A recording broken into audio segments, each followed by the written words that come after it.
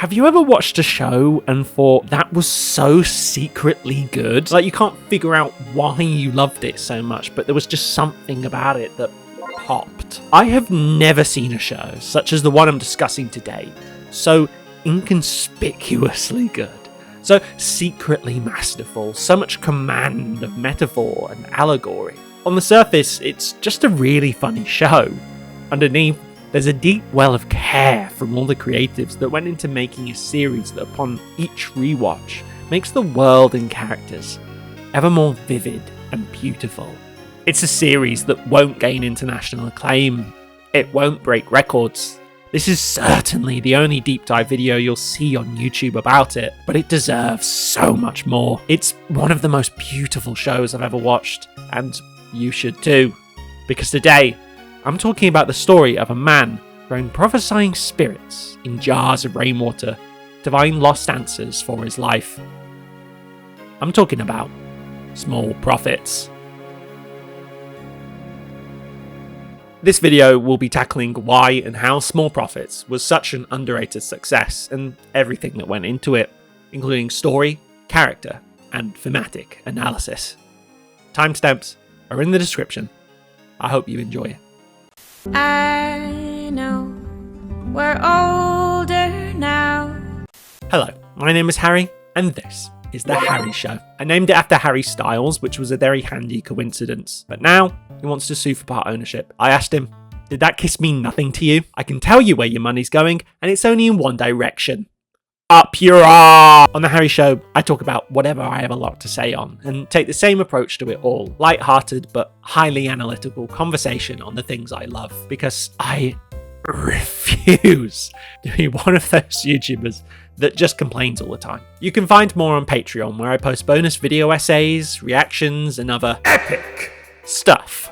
If you'd rather stay on YouTube, members get a monthly video talking about and reviewing the shows I watched in that time. Though, this installment of my now joint venture will be a multiple hour-long video about a single 6-episode series of TV, and yes, as a kid, my teachers wanted to test me for autism. Completely unrelated, because I don't personally enjoy cosmic horror, I will not be making eye contact with the camera. And lost again. Small Prophets is about a man, Michael Sleep, who is in this constant cycle of unexpressed grief over his girlfriend, Clea, who left him on Christmas Eve several years ago. He still lives in the house they shared and has let it all fall into disrepair ever since, not wanting a single thing to change out of the increasingly tiny chance that she might come back. But a conversation Michael has with his dad, Brian, prompts from a failing memory from his father of alchemy he performed with an old mystic in his youth, summoning prophesying spirits into jars of rainwater, of which are compelled to tell the truth. Michael finds his dad's ancient and dusty diary detailing the alchemic process, which he follows with help from his new, plucky, genuine and kind yet jaded friend Casey. In order to feel like they can move on from or follow their heart's desire, they need answers, and together they endeavour to break the cycles that they're stuck in, a yearning for more. But will they run out of time, as meddlers from all sides pose the threat of discovering the prophets? In this earnestly touching story with a mismatch of characters, there's constant laughs, interesting visuals, and metaphors in no shortage. And we have so much to talk about together. Down at the cul-de-sac. Mackenzie Crook is the key creative behind Small Prophets, writing and directing every episode, but not only that, starring in them too. He has a very unique blend of whimsical storytelling, along with very dry humour and out-of-the-ordinary characters, yet tying it all up in a nice little bow, a highly emotional cause that keep these stories grounded, despite them being quite, in many ways, ridiculous.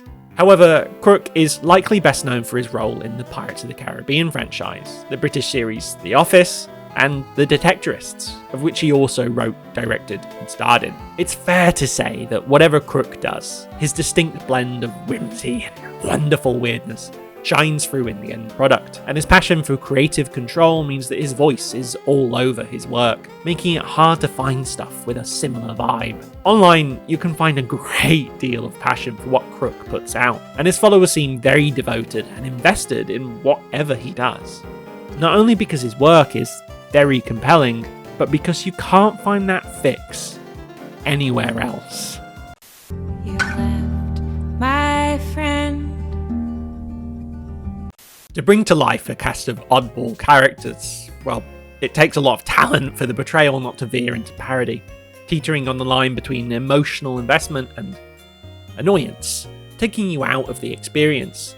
However, casting for small profits hit the nail on the head, ensuring that even in an eccentric and playful story, you believe the characters wholeheartedly.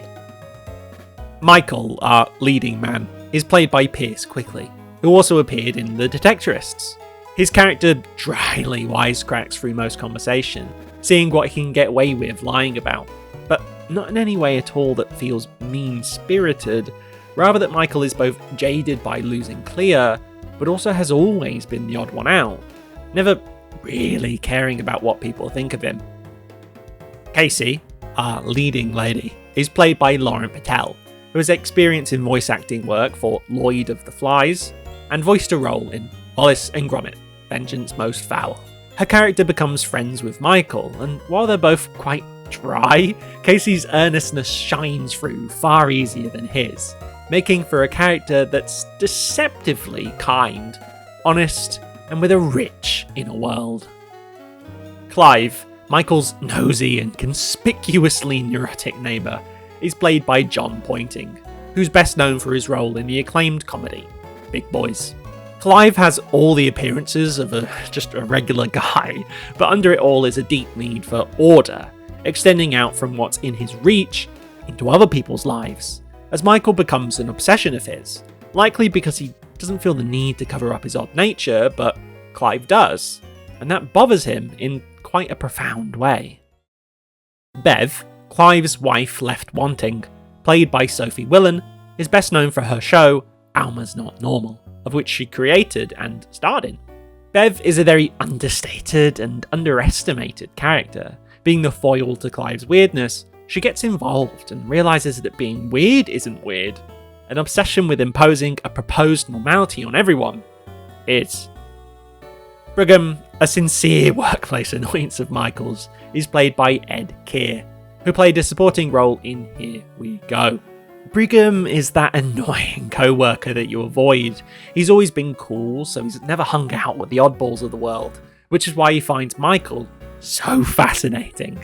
Under it all, though, he's an oddball himself, and that fascination might just be masking something. Roy, Clea's brother, played by Paul Kay, is best known for his role in Game of Thrones. Roy is the foil to Michael's emotional immobility, forcing him to reckon with the idea that life might have to move forward. He wants his house back from Michael, of which he lived in with Clea, but he gets wrapped up in a plot to find an invaluable third book. Brian, Michael's dad, is played by the great Sir Michael Palin, best known for Monty Python. Brian is the deeply caring and wise linchpin of the story. Providing constant comedy, he lives in the moment by virtue of his failing memory, while all Michael wants to do is return to the past. Brian does things without care for how people will perceive it, like Michael does, but where they differ is that he finds no difficulty in seizing life's new opportunities, as he enters every mailing competition he can. While Brian takes risks, Michael prefers the safety of what he knows best. But in Brian's recollection of the prophets, he forces Michael out of the cycle he'd grown accustomed to. Will he finally take heed of the signs life throws his way? Hillary, who works at the retirement home Michael's dad lives in, is played by Charlotte Mills. Hillary, along with Brian, is evidence of Michael's earnest side, as he's very soft-spoken with her and shows the utmost appreciation for all that Hillary does for his dad. The conman pairing of Bee and Bob is played by Catherine Drisdale, definitely best known for playing Bliss in Love and Monsters, and by Howard Gossington. You might have seen him in Bridgerton, I can't find him anywhere. The two are a reminder that in trying to appear as anything but you are, will inevitably get you found out. In a show thematically obsessed with appearance, they show how intentions should be pure. Olive, Michael's preferred neighbour whose whimsy is always appreciated, is played by Shola Adewusi, and is best known for Bob Hart's Abishola. Olive has a normal exterior, but an abnormal interior, metaphorically shown in her garden. She has a veneer of normalcy, to the point that most of her front-facing garden is plastic.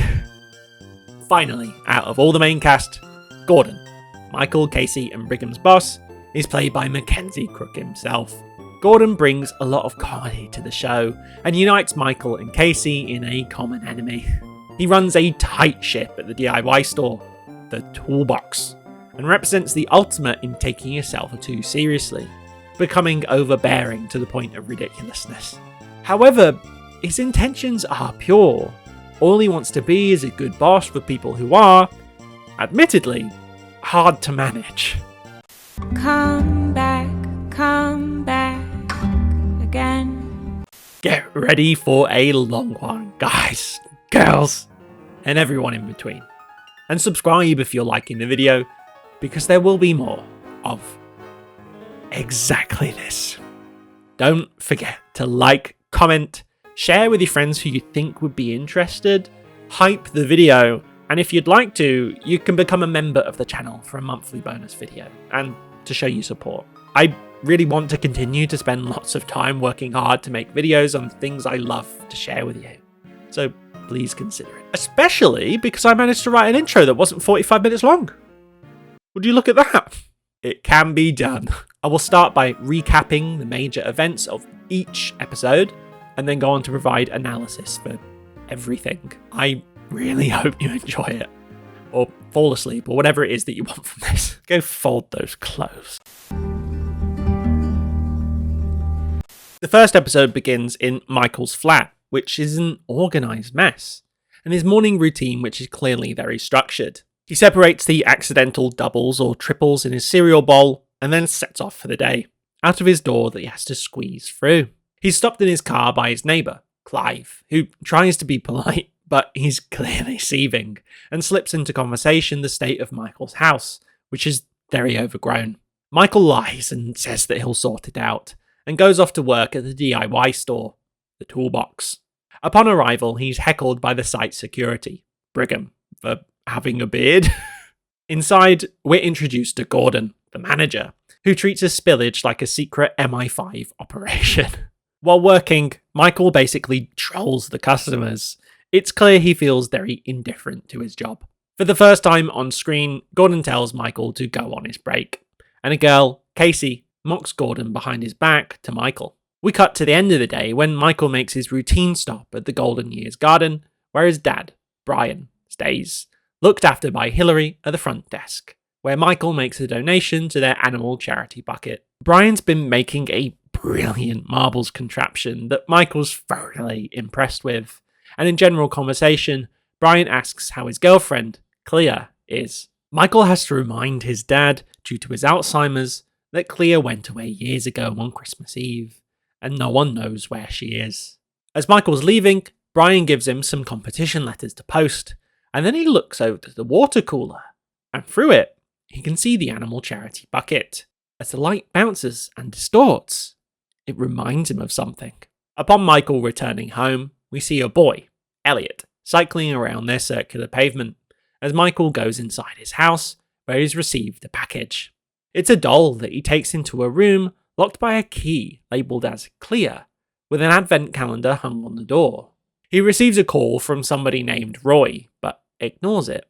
Inside the room, he brings a picture in with him and places the doll down as we realise he's recreating a photographed memory of Clear's.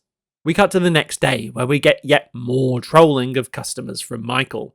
That's interrupted by Gordon telling him to take his break. In the break room, Michael meets Casey, and they bond over thinking that Gordon's a wanker, and Michael tells her he used to be an underwater welder.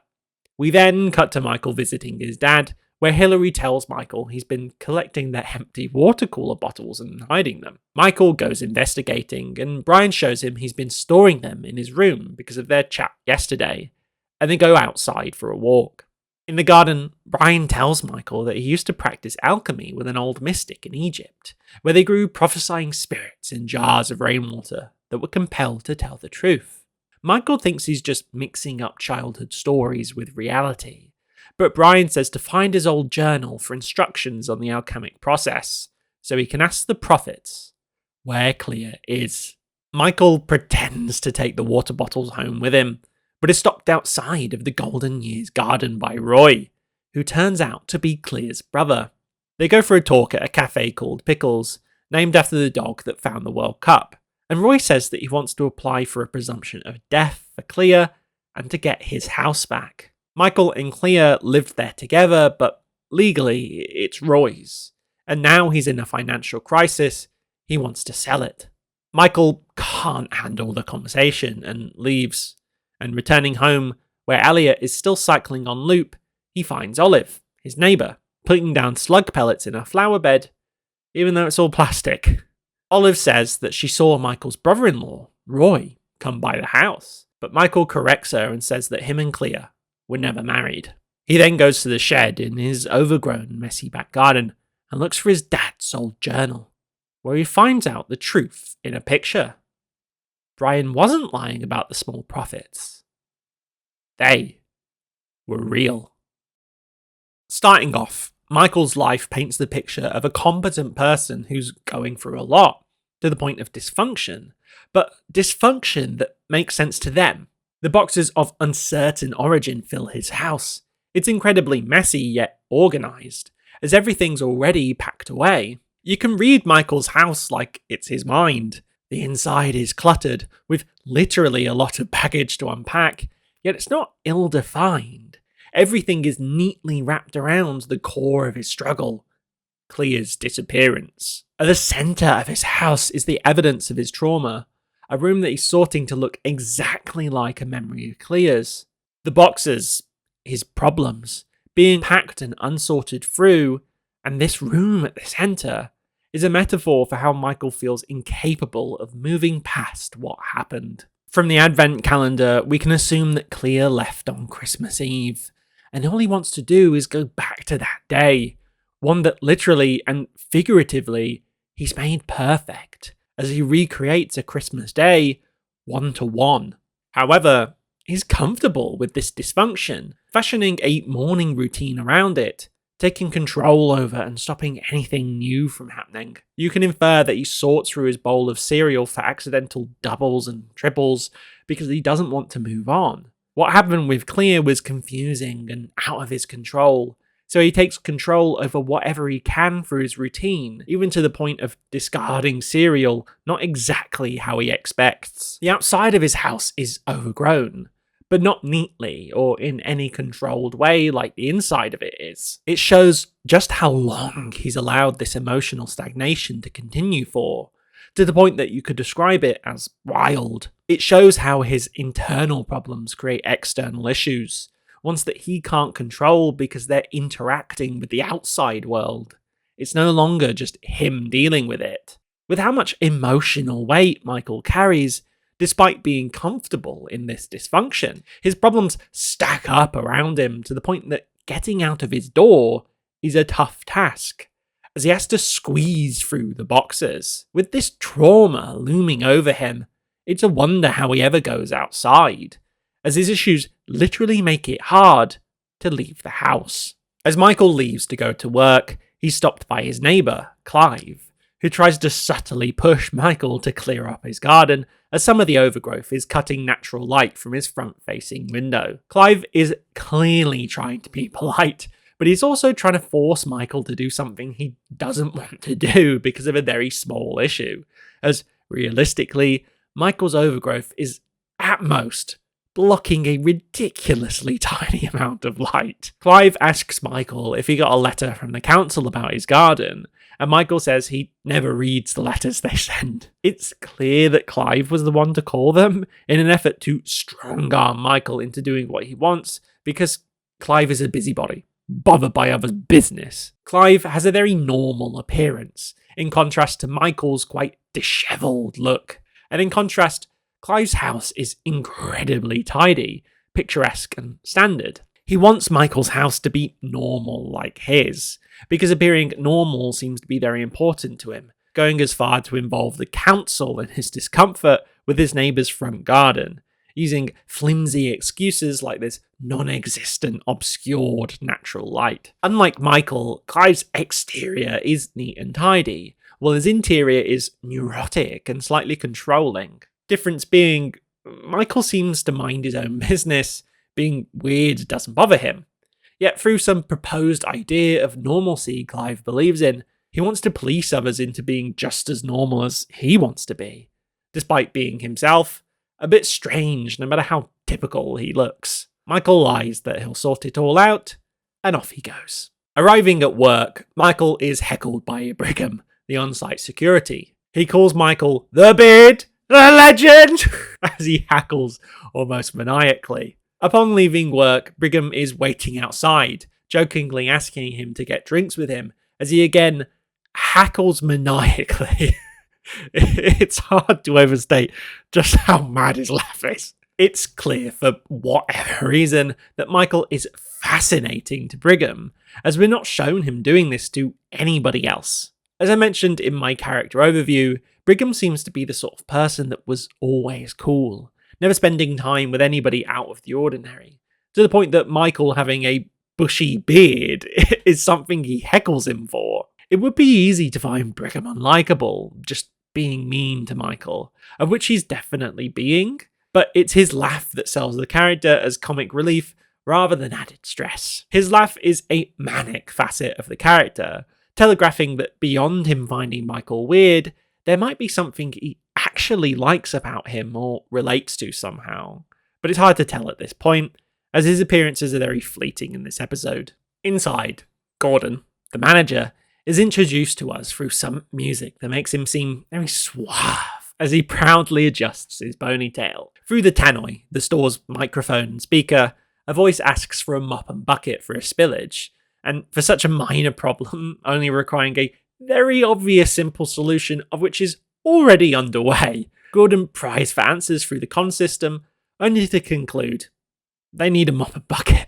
It signals that Gordon is not only someone who takes great pride in his work, but he might just take it a little too seriously because of that, as the lady on the tannoy continues to speak through it, despite Gordon telling her to use the comms. People don't take Gordon too seriously, because he takes the smallest problems as such too seriously. The staff likely find him overbearing, and that's why they find him annoying, to the point that Casey gestures to Michael that Gordon's a wanker. This is further shown in Gordon's persistence in telling people to go on their break, micromanaging them to the extent of inconvenience, as on the second occasion, he sends Michael on his break despite only being there for an hour, and then comes in moments later to ask him how long he's been on his break. Gordon is definitely someone stuck in middle management, and unlike Clive, he's actually in a position to boss people around. But like Clive, he doesn't realise how unserious his issues are.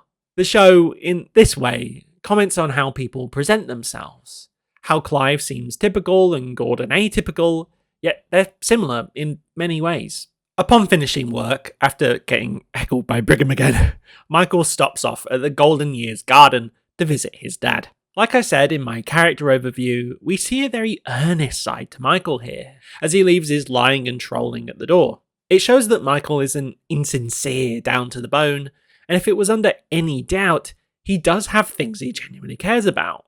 Not everything he says can be whittled down to a sardonic quip, and certainly neither can his feelings about Clea.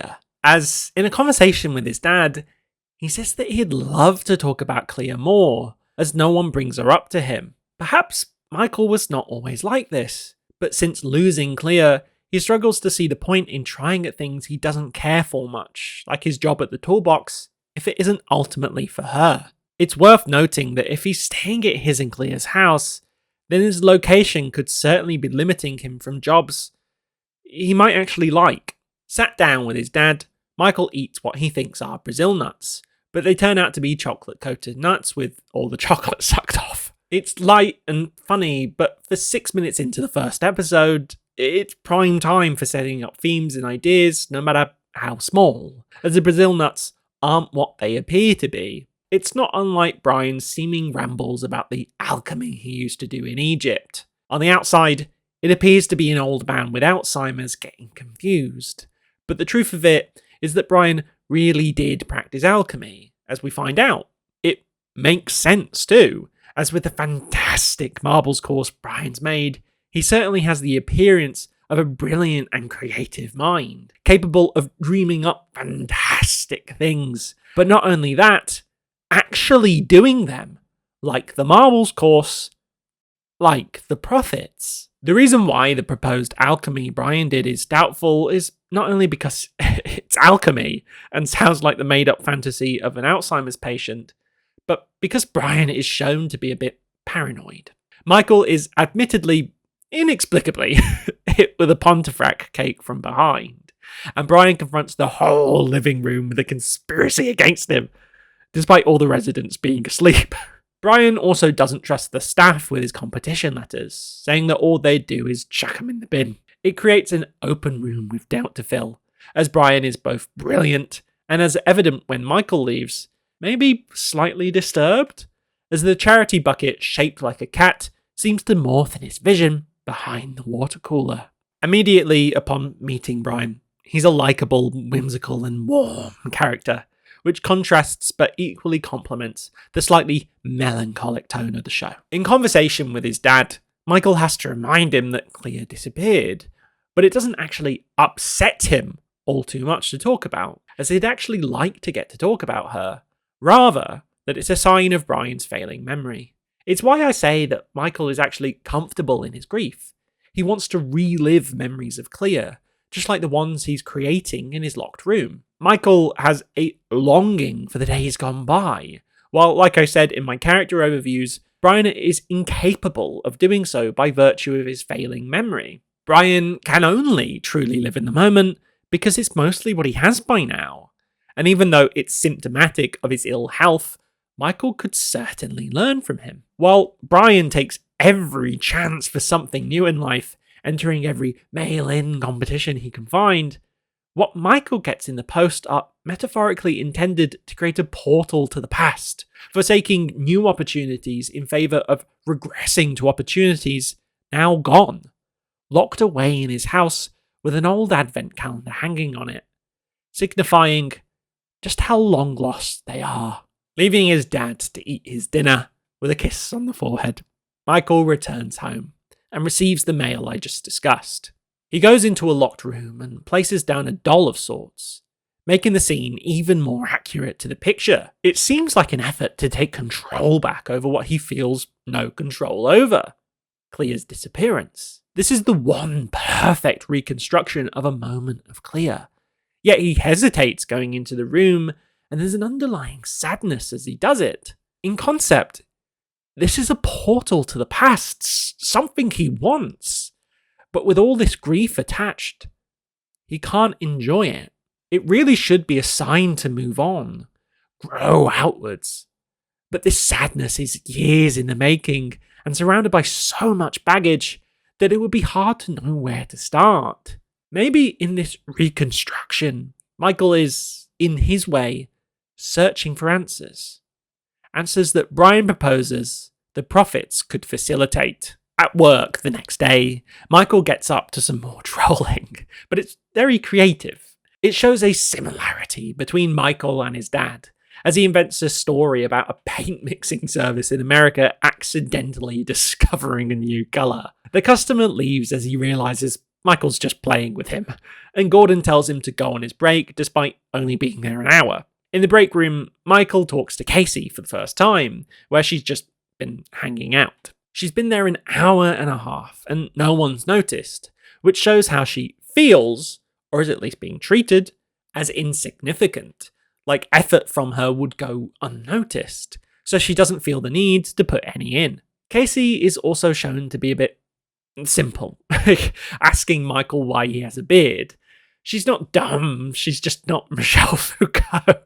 And that's alright, because Casey has other great qualities. Despite questioning Michael's beard being a weird question, it is out of empathy, as she worries that it might be itchy, and she's shown to be very friendly as she asks Michael about himself. They bond over Gordon being a wanker, and Michael tells her that he used to be an underwater welder, but he had to quit because he don't leave the welding game without some scars. But this is now 2 people in a row interested in Michael's beard, and maybe that means that it is just that interesting somehow. Perhaps Brigham can't be blamed for just loving on Michael's facial hair. Or it's one of the many coincidences of the show. The first being Brian sitting in the exact right spot for the water cooler to remind him of the prophets. Maybe life is just a string of coincidences, all part of a grand plan where each happenstance occurs because of another, a chain reaction.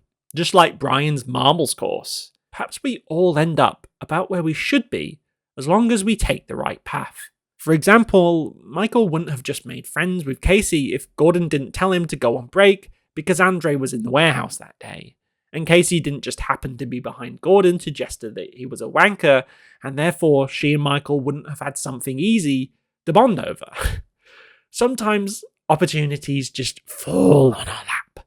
Sometimes we have to actively take them, like Brian and his mail-in competitions.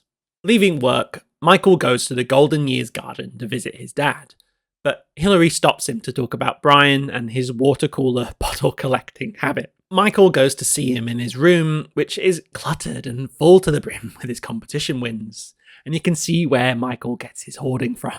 Unlike Michael, Brian's possessions aren't confined to boxes though. They're out on display, sprawled across the room as advents for what he's done in his life, including a wallpaper of West Asia and Northeast Africa, marking a point in Brian's life when he was fulfilling his national service there. It's clear that not only in Brian's brilliance does he have a lot of life experience, but it's simply evident from his room. While we find out later in the episode that Michael's life hasn't changed at all in the last 7 years.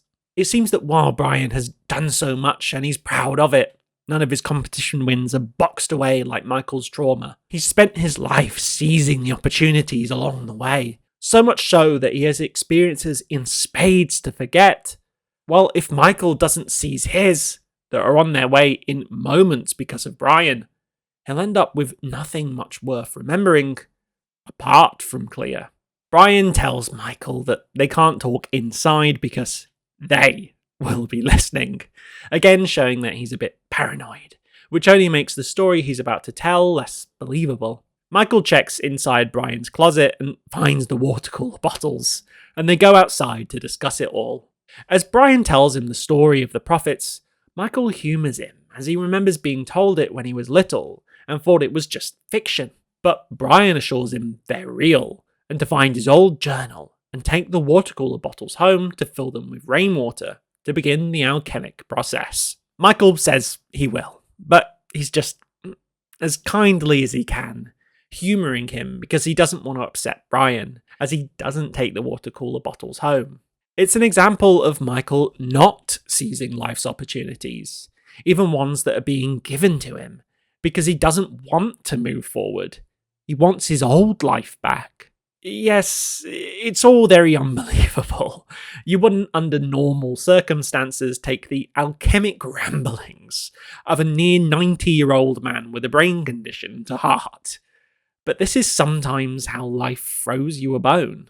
Not every opportunity is clear-cut and obvious and easy. Life is weird and wonderful and hard. Sometimes you have to trust that putting a little work into things can be worth a lot, as reaping the rewards of what Michael thinks would just be a jar of rainwater would be the answers to where Clea is. Maybe sometimes we sabotage our own happiness by not believing that we can find it. Perhaps we forsake opportunities because we don't feel we deserve them, and we don't try because we think we'll just fail. Maybe Brian is one of those self-sufficient go-getters, and Michael needs a push, a reason to tackle life head-on. Outside, Michael runs into Roy on his way to his car. the man whose call he ignored earlier. Roy wants a chat, so Michael suggests that they go to a cafe he likes, Pickles, which was named after the dog who found the World Cup. Michael says that he doesn't know why it's named Pickles, there doesn't seem to be any connection, but in questioning it, it shows the answer, because right after Michael ignored Brian's call to action to summon the prophets, he's now being given a reason that he has to find Clea. Roy wants his house back because he's in dire financial straits, and legally because his sister Clea's gone. Then the house that Michael lives in is Roy's, at a cafe with a name that has seemingly no connection. After a dog that, by coincidence, found the missing World Cup trophy, Michael's hand is forced to take the opportunities that weave themselves through his life with little actually connecting them, but ones that all inform each other with a randomness that poses so many questions. Why is this cafe named after a dog that found the World Cup? Why did Brian sit in the exact right spot to remember the prophets? And why did he tell him on the exact day he would need to hear about them to not lose the house, his one last connection to Clea? Well, it's not random. They all inform one another like a chain reaction. Like Brian's brilliant marbles course. I'm sure it's hard for the marbles, being that they're so small in comparison to the course they're on, to know why everything is happening exactly like it is to them. The point is that they just keep propelling forward to the next thing. How, as humans, do we make sense of all life's little connections? Or should we just not worry about it for too long and just go with it? Michael leaves the cafe and goes home, where he walks by Olive tending to her garden. Olive's putting slug pellets down, but it turns out all of her plants are plastic, so the slugs wouldn't be eating the plants, so she doesn't need to worry. So really all she's doing is killing slugs. Olive is very kind and friendly though, and with her desire for her flower bed to appear normal through artificial means, plastic plants. She's a quirky person who puts a concerted effort to have an outward appearance of regularity, but through it, ends up showing how quirky she is. It seems she doesn't even know why she's doing it. It's just what everybody else does. So she puts slug pellets down, even though there's no reason to. However, there's a big difference between her and Clive's view of normality. Olive is earnest. She doesn't lie and pretend to be normal. But Clive does. Clive wants everybody to be just as he expects because internally, he's weird. While Olive just lets everyone be, as she speaks to Michael with a lot of friendliness and smiles, even if his overgrowth is reaching over her side a bit. As Michael tries to go inside, Olive tells him that his brother-in-law Roy showed up at the house looking for him. But Michael corrects her that he and Clea were never married. It shows through the theme of connection that Michael isn't actually tied down to Clea. He never promised in front of God to always be by her side at a wedding. He just genuinely loved her this much, that he's still stuck thinking about her all these years later, even though he doesn't have to be. Interrupting their conversation is Clive and his older wife Bev pulling into their drive. Faintly, we can hear Clive saying that we should let the robots take over. It paints the picture of an irregular, neurotic man rambling about what annoys him to his equally atypical wife. You know, it's not common to see a young man with an older woman. It's not wrong either, obviously, it's just not expected. Michael then goes back inside, as we see again Elliot riding his bike around the cul-de-sac on loop, embodying life's different cycles going on and on. Like Michael's life's immobility, and like Elliot literally cycling around and around their street. Inside Michael's shed, he rummages around his dad's old stuff that he stored for him when he went into the retirement home. Inside, he finds Brian's old journal, detailing the alchemic process, but not only that, a picture of a prophet dated from the 50s. The story was true. And from a forceful push by Roy wanting the house back, Michael finally takes an opportunity as it comes his way. Metaphorically, even though these are Brian's boxes, this is Michael starting to sort through his feelings, unpacking what he feels able to, through the conceit that the prophets might not be real, so he wouldn't have to face the hard truth. It could be that Clea's dead, that she'll never come back. At least now, Michael's life will undergo a change. If it's only a change in routine for now. I put the kettle on, the wise man. The second episode starts with Michael waking up after having fallen asleep in the shed, looking at his dad's journals. He sees a paper mache seagull outside the window and then further comes to and realises it's just a regular seagull. Strange. He rushes out the door having realised he's overslept because of one disturbance in his regular routine. At work, he trolls a customer about not selling buckets, and Casey joins in, somewhat proving herself to Michael. Upon this, Michael follows Casey, and she chats about the show Celebrity Barrel Scrapers, and invites him to drink at the pub for Andre's birthday. Michael then gets a call from Hillary about his dad having lost something, so he rushes off mid-shift, only to arrive at the Golden Years garden and discover the missing item was a tin of poison. We find out that the poison was to be used just in case of emergency to dissolve the homunculi, the prophets. Michael expresses anxiety about the alchemy. Brian gives him some more mailing competition letters and tells him to send one of the letters to Canada, where his old school friend, Vic, now lives, who keeps asking about Michael. Upon driving home, Michael notices 6 big jars discarded onto a roundabout island and brings them home with him. Michael then starts setting up what's necessary to summon the prophets, as he calls in sick from work to purchase seeding items for each homunculi. In sorting the things he needs, Clive interrupts him, asking about his overgrowth, and Michael lies about chaffinches nesting there because he can't be bothered to do it, and notifies Clive that his security light at night keeps flickering on. Leaving his house to go to the DIY store and buy the necessary items for his alchemy, Roy sneaks into his garden to check out the house, but hides from Clive when he goes into the garden too, and places down a mirror so he can spy on Michael from his own window. At the toolbox, Michael finds Casey, who buys what he needs, and he returns to the shed and sets everything up from instructions in his dad's journal, and starts chanting to begin the alchemic process. Meanwhile, Clive spies on him and complains about Michael, who falls asleep only to be woken up by a call from Casey asking him if he's coming to the pub for Andre's birthday. There, Casey gossips about a house on Michael's street in disrepair, where a man lives who killed his wife, only to realise that she's talking about Michael. They drink together as Michael protests that he didn't kill Clea and confesses that he wasn't an underwater welder. All the while, Brigham, at another table, heckles him well into the night as they continue to drink. Intoxicated and frustrated with Brigham, Michael shouts that he wouldn't be making fun of him if he knew what he was growing in his shed. Casey decides that it's time for Michael to go get some sleep, as she walks him home and they discuss Michael's homunculi. Once safe at home, Michael checks on the jars, only to realise that in contact with him, the rainwater generates a black cloud of smoky liquid. Testing it, he fills the jar with this inexplicable substance, and once dissipated, it reveals a fetal prophet. A partially grown homunculi. Waking up to or dreaming about seagulls is a recurring motif in the show. At its core, whatever seagulls represent to Michael's subconscious, it's clear that he can't move on from what they mean to him as they consistently return or haunt him.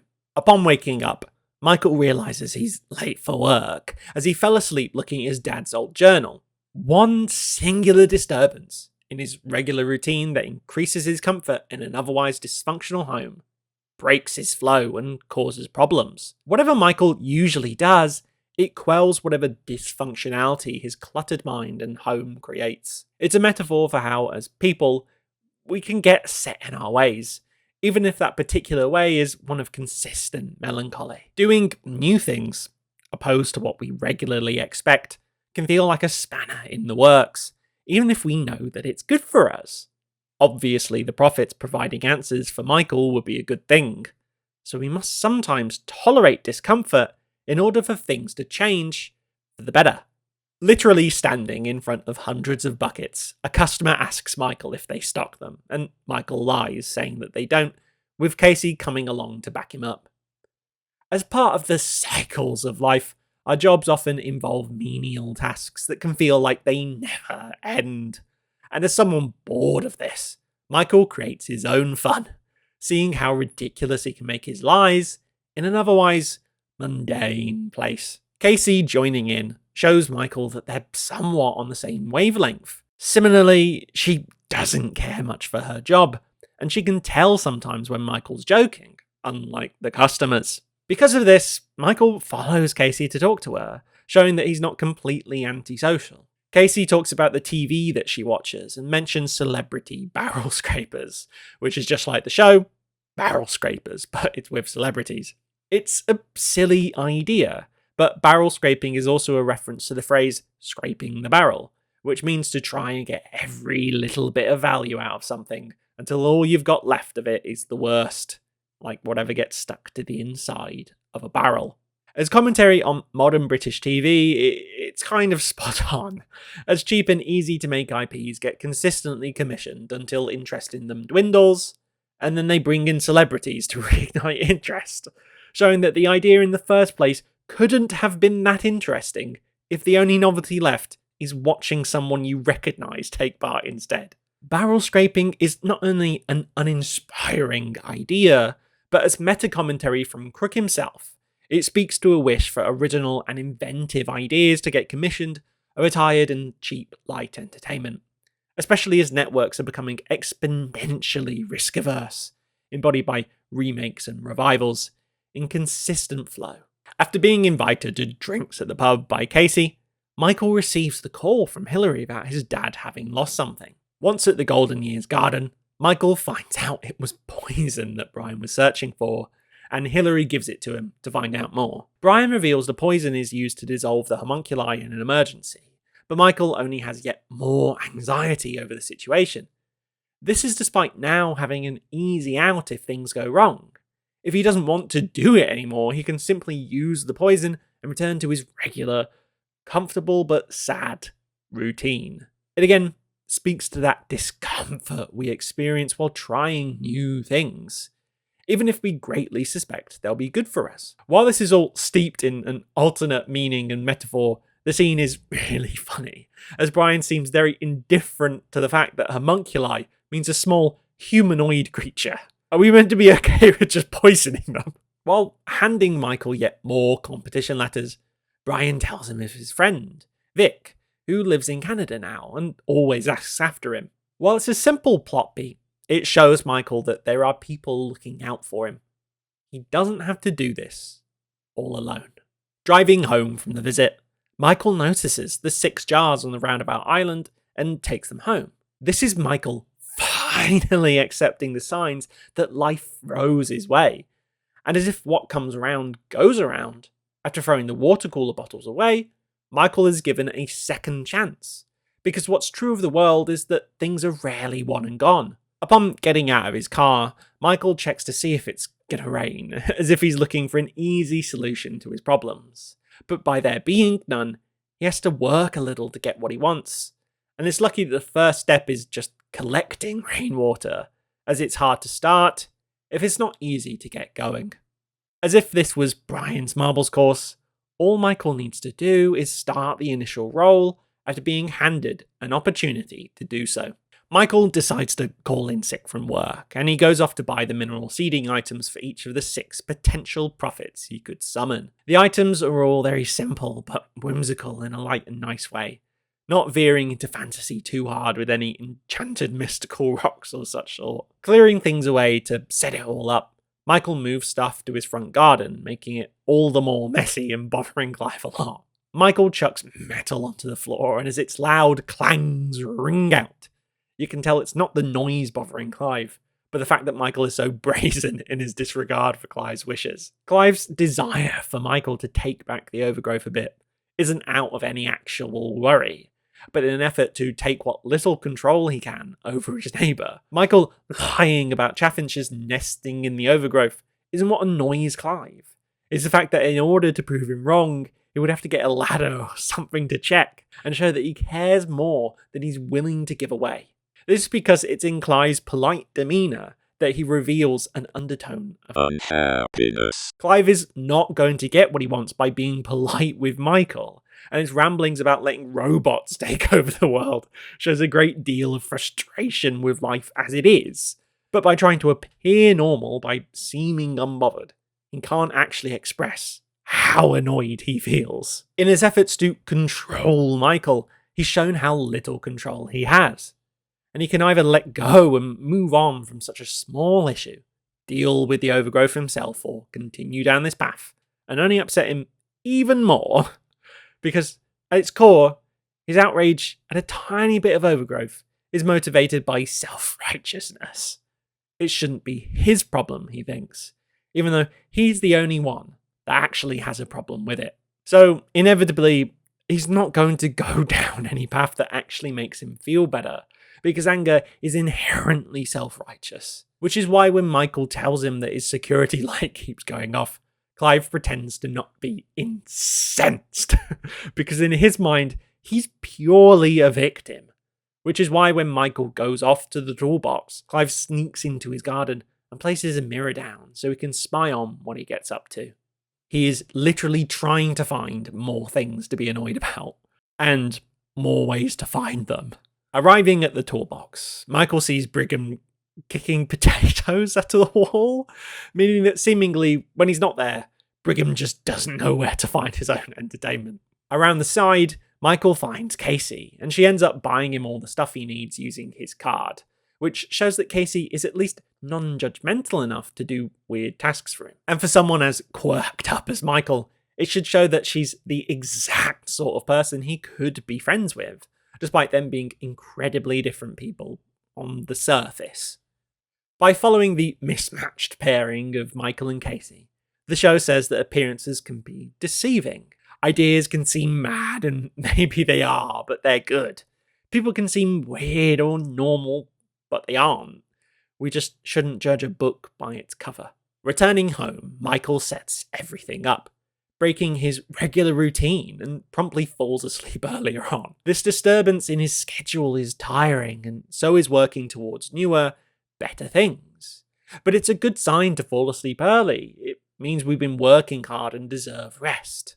Also, for how abstract an idea the alchemy is, it can be read as a metaphor for so many different things. But to me, it simply represents accepting life's signs and undergoing the effort to take them. While Michael is taking steps to move forward in his own life, Clive is only reaching further into Michael's, as through the mirror he placed, he spies on him during the alchemic process. Clive complains to Bev, who's in bed, their bed, as at each passing moment, he finds more and more things to get annoyed at.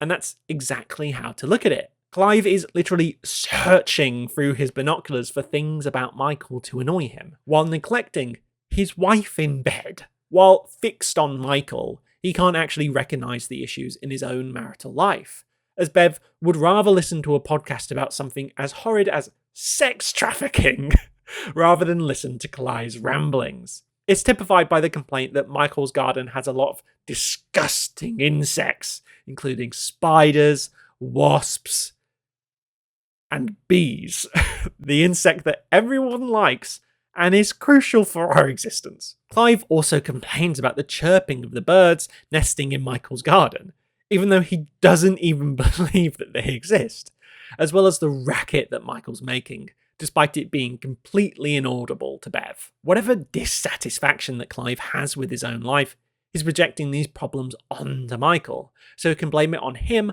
rather than dealing with his frustrations in a productive manner. I see it as Clive, especially as this is a scene including Bev, being particularly annoyed at how many societal expectations just aren't anything that Michael concerns himself with, as I imagine that people would comment on Clive's unconventional marriage based on what's considered the norm. Being perceived as anything outside of that is frustrating to Clive, so to be in close proximity with the antithesis of the norm bothers him, as he doesn't want to be associated with anything more that's alienating.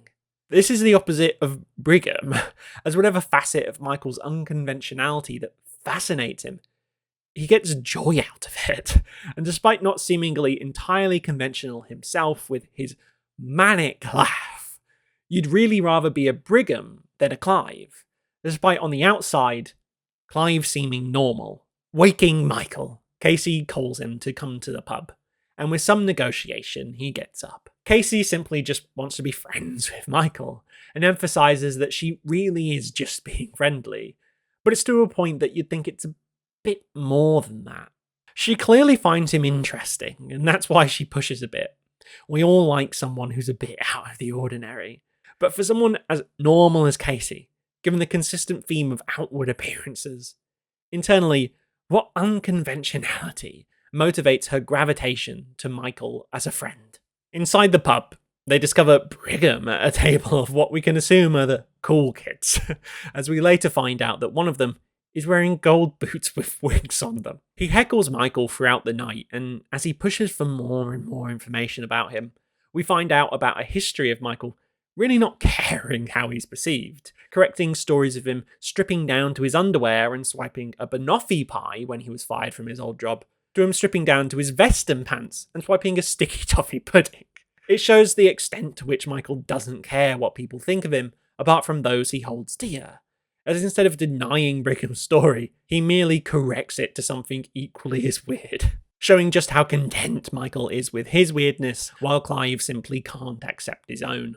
Continuing Michael and Casey's conversation, Casey convinces him to stay for longer than just one drink, showing that her friendliness isn't just a facade. She then brings up someone on Michael's road that everyone knew murdered his wife, and realises that the rumours are about him. For once, we see Michael actually bothered, as he contains his emotions. It seems like a source of quite a bit of anguish, as he emphasises again that he was never married. Clear to him represented some form of pure love, something that didn't need a certificate or proof that it was real. So for his affection for her to be doubted so much that he was suspected of her murder is a real punch in the gut. As Brigham heckles Michael at his worst, he chugs his drink, feeling a bit obliged by the occasion. Drunk into the night, Michael admits that he lied about being an underwater welder, as Casey says that she went researching how that even works. They have fun though, despite Michael getting caught out, and Casey, knowing that it's his way of entertaining himself, especially since she joined in on the bucket lie, isn't actually upset at him. As Michael confesses the aftermath of Clear's disappearance, Brigham continues to heckle him, and Michael gets more and more upset to the point he ends up shouting that he's growing homunculi in his shed. It's another incredibly funny scene that keeps up the laughs in what can otherwise be a bit of a somber story despite its whimsy. Michael ends up walking Casey home, and uninhibited by the anxiety of people finding out more about his alchemy, he confesses it all to Casey.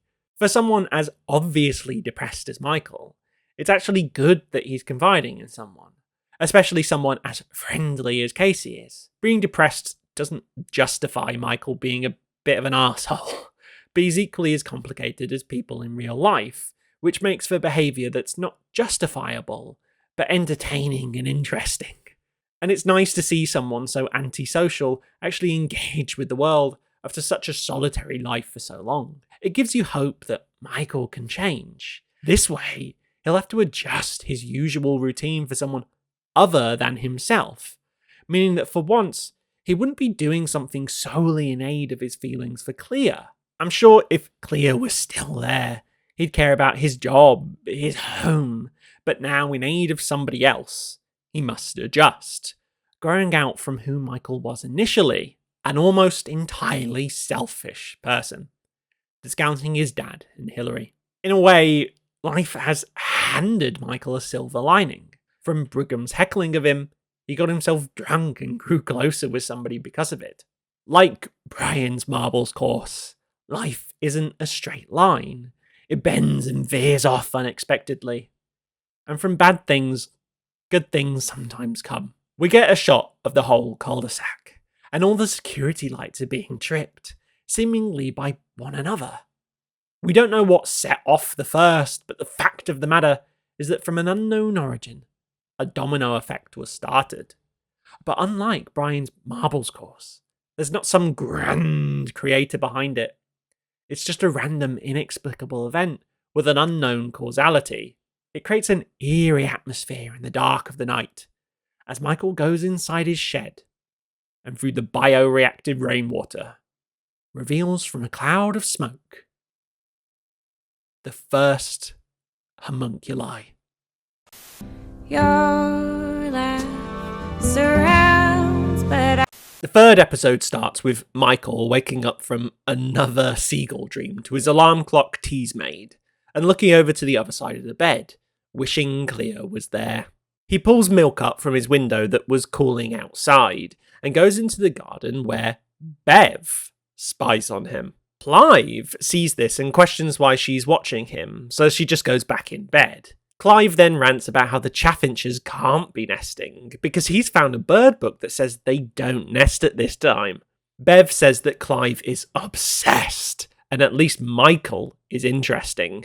Inside the shed, Michael taps on the 3 jars that have properly alchemized now, and they reveal 3 separate prophets: the king, the queen, and a seraph. Setting off to work, Michael's car breaks down and oil leaks onto the road and over to the front of Clive's drive. Michael is forced to walk to work, where he finds children stealing money from a broken down security van left vacant, but leaves them alone after a threat from one of the kids. At work, Michael is talking to Casey when she notices a news anchor from the TV and goes to help her. This upsets Casey though, as she rushes off to the break room and cries to Michael that the news anchor was so confident and had a better life than her. They take a break from work to talk, so they go to Pickles. There, Casey reveals that her dream is to be in the now decommissioned Australian soap opera, Neighbours, and Michael says that he'll help her. Walking back to the toolbox, Casey reminds Michael that he told everyone about the prophets, and even Brigham remembers, as Michael says that she can come and see them.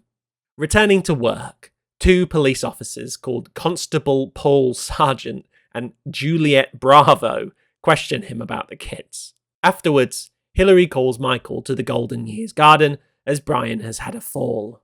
There, Brian asks about the prophets as we learn that we shouldn't anthropomorphize them. Leaving, Hillary notifies Michael that Roy had come to visit Brian. So Michael calls Roy to tell him not to do that, as it just confuses Brian. At home, Michael gets his car towed away, as Clive tries to get Michael to look at his bird book for evidence about the chaffinches. But Michael just says that it's because of climate change. Going back inside his house, Clive notices that the oil spill looks exactly like a rabbit from his drive. Returning Michael's call, at a shop, Roy tells him that he hadn't visited Brian, so Michael better find out who's saying that they're him. Roy notices another person following behind him though, as someone else approaches him, B, and introduces herself as an old friend of Clea's, who worked at her charity shop. Though, she ends up having suspicious gaps in knowledge about Clea and Michael. Over at Michael's, he notices Olive putting down astroturf, which ends up just being green carpet. All the while, Casey comes to visit him, as she says hello to Elliot, the teenage boy cycling round and round the cul-de-sac. Begrudgingly, Michael follows through and lets Casey see the prophets, but upon them appearing through the smoke, Casey freaks out. Calming her down outside, Michael notices Bev looking from her window, who was just watching Celebrity Barrel Scrapers, and they return to the prophets as the pair gaze in horror and amazement. Michael says that when the prophets are ready, he'll ask them if Clea's ever coming back, and if not, if she loves him, so he'll know whether he can move on. Casey wonders if she could ask them if she'll be in Neighbours, so she can either keep dreaming or stop hoping. Still spying, Bev sees the prophets in the jars, and as Clive continues to complain, his audible ramblings are drowned out by Bev's epiphany that the world is so much bigger than she thought. While a tease-made alarm clock is not itself a bad thing at all, Shortcut solutions to expend no effort on things is a survival strategy used by depressed people. People with conditions like anxiety and depression often feel like their daily energy is used far quicker than others, as the mental toll that these conditions take make even simple and menial tasks tiring to do. The fact that Michael's bed is an instant reminder of his loneliness, as the evidence of Clea's absence is obvious. The immediacy of the tea can also be viewed as a way for Michael to distract himself with some form of instant physical stimulation. Yes, lots of people have tea straight away. That's completely normal. But not many rig up a rope pulley system so that they can enjoy tea with some milk while barely moving a muscle out of bed. It can be seen as just another way that Michael has made himself comfortable in his sadness through a routine morning convenience. While Michael is filling buckets with rainwater, Bev watches him, and Clive catches her doing it. Clive is confused and annoyed that Bev is watching Michael, but it's a sort of self-aware hypocrisy, as he knows that he does it too, but can recognise its absurdity when he sees someone else doing it. Clive is on some level aware of how ridiculous his behaviour is, as per his annoyance at Bev for partaking in it, but at the same time justifies it to himself because of how much Michael annoys him, despite most of his grief over it all being self-inflicted at this point, as he complains about Michael filling buckets in the privacy of his own garden. This sort of cognitive dissonance continues as he brings out a bird book of his that says that chaffinches don't nest at this time of year, concluding that they can't be in Michael's front garden, despite complaining about their chirping last episode. It shows that Michael is whatever Clive needs him to be in his mind. He is both the man with annoying chaffinches causing noise pollution, and the man who lies about chaffinches outright. Underneath it all, Clive is a man who needs someone to be annoyed at, so the negative feelings he has about himself can be directed outward instead of inward, as he lacks the emotional clarity to recognise why Michael bothers him so much, and then deal with that part of himself so he can move on. In a tale of Michael being incapable of moving on, Clive is also incapable of it. The difference being, Michael's grief is the result of a traumatic event, and Clive's grief is comparatively a creation of his own.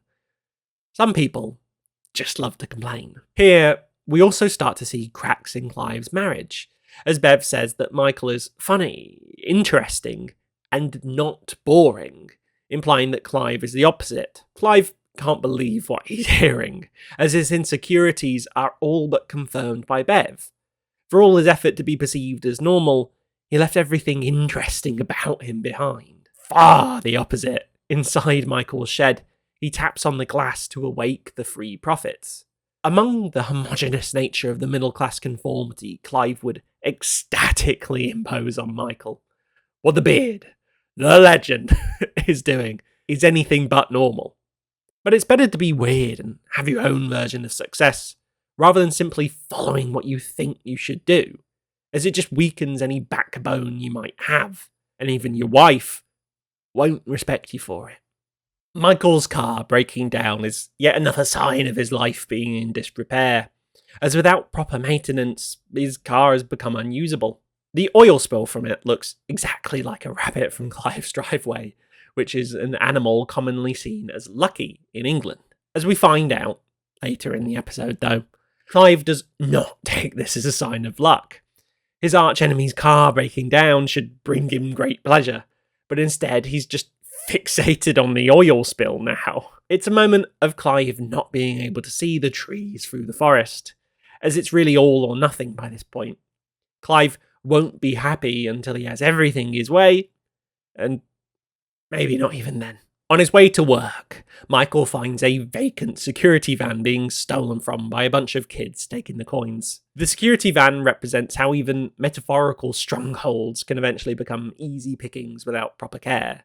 And as we discover later, Michael's garden is haphazardly covered in barbed wire strewn across the place. This can be seen in how Michael is potentially losing his home because of Roy, and the lack of action that allows this security van to be taken advantage of by kids of all people, is the same fate that could befall Michael and all his precious boxers if he's not careful. But the kids also represent how taking life's opportunities isn't always a good thing, as it matters how we take them, not always if. Robbery it's a crime, and the kids aren't exactly being subtle about it. Doing good with the opportunities you're given should be its own reward, not whatever you can most take advantage of it for. Michael doesn't report it, though, because one of the kids threatens him with lying to the police that he exposed himself to them.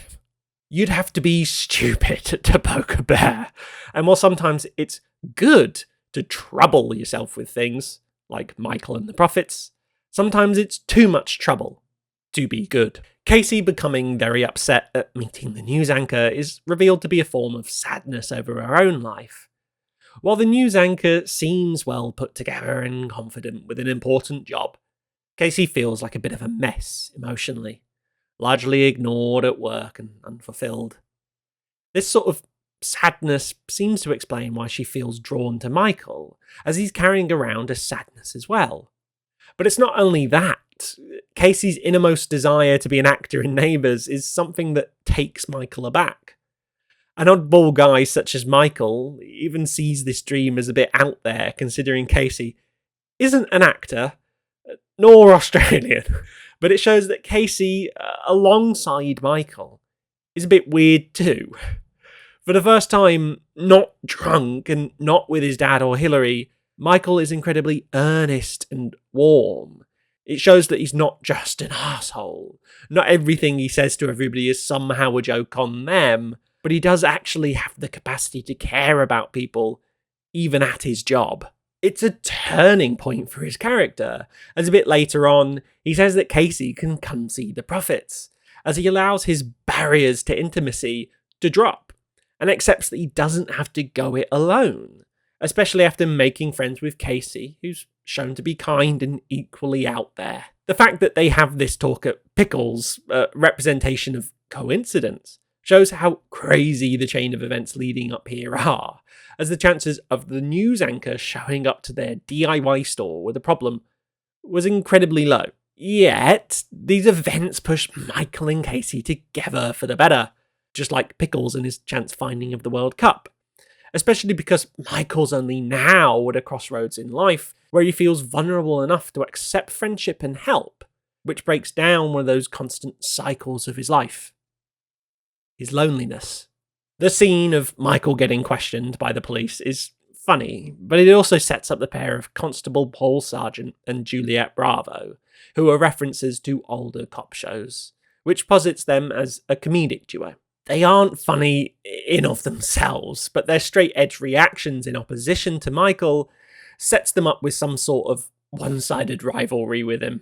At the Golden Years Garden, during Michael and Brian's conversation, it's mentioned that the next step for the Prophets to reach the state of divination, allowing them to tell the future, is to bury them in horse manure to keep them warm.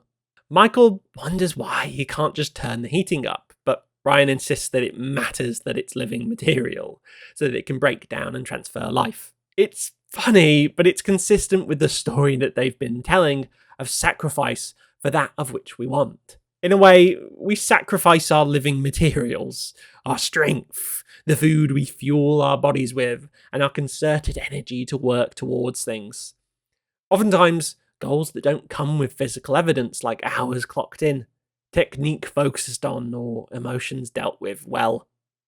These are abstract things we work for, just like the abstract nature of the Prophets, of which Brian explains exists between realms, not even physical half the time.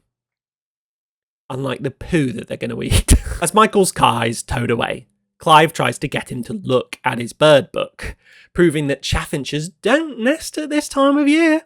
But Michael doesn't even glance at it, stonewalling him. Even in a situation where Clive has evidence of Michael's lies, he can't bring himself to push any further than someone who doesn't care much beyond passing thoughts, despite the fact that Michael is borderline all he thinks about. Because Clive's demeanour is calm on the surface, Michael can easily disarm it without much pushback, as Clive wouldn't dare to be so impolite as to call Michael a liar. Despite wanting radical change from him, due to Clive's unwillingness to show anything but a stable and unaccusatory mood. He is not only unable to get radical change, but any at all. Dealing with anybody else, Michael's loud passivity over doing anything with his garden would be called out. But because Clive's passivity is also loud and obvious, Michael will always get what he wants. It's a form of middle-class impotence on the side of Clive's, too concerned with the preconceived notions of working-class brutishness.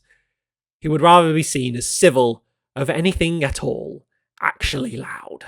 The woman, B, who talks to Roy after he returns Michael's call, exhibits a similar underhanded approach as Clive does, simultaneously telegraphing an obvious lack of knowledge for someone who claims to have known Clea, while equally trusting that Roy is too stupid to realise, or that they're too smart in comparison. Rather than coming out with it and saying what they want, B chooses to be coy, forsaking even implying any impropriety. What's funny is that Roy needs money, and most of the time people's schemes are after that too. If they were just honest, Roy would probably be of service. The same way that if Clive showed his true feelings, Michael actually might take his overgrowth back. Following the theme of appearances not matching the contents, Olive's astroturf that turns out to be carpet is perfectly in keeping with this. By trying to appear one way, like how Olive wants her garden to look normal and consistent with astroturf, she ends up giving away how normal she wants to look by accidentally buying carpet instead, which just shows the motivation to seem normal comes from a position of not being that in the first place. She actually ends up looking weirder in the end, as nobody lays carpet outside, thinking that it will convince anybody it's actually grass. It all comes from motivation for her garden to fit in with the others, which is exactly why Clive doesn't raise his voice or show anger. There's a certain level of emotional constipation that's just expected of you living in a middle-class area. And as Casey enters the scene, saying hello to the ever-looping Elliot on his bike, this is yet another cycle of life that he can represent. Emotional repression for the need to belong. We all keep some thoughts in and hide some feelings so that we don't disturb the peace. But there can be environments where what can be considered healthy to do pushes the limits, and can cause little grievances to turn into major points of stress.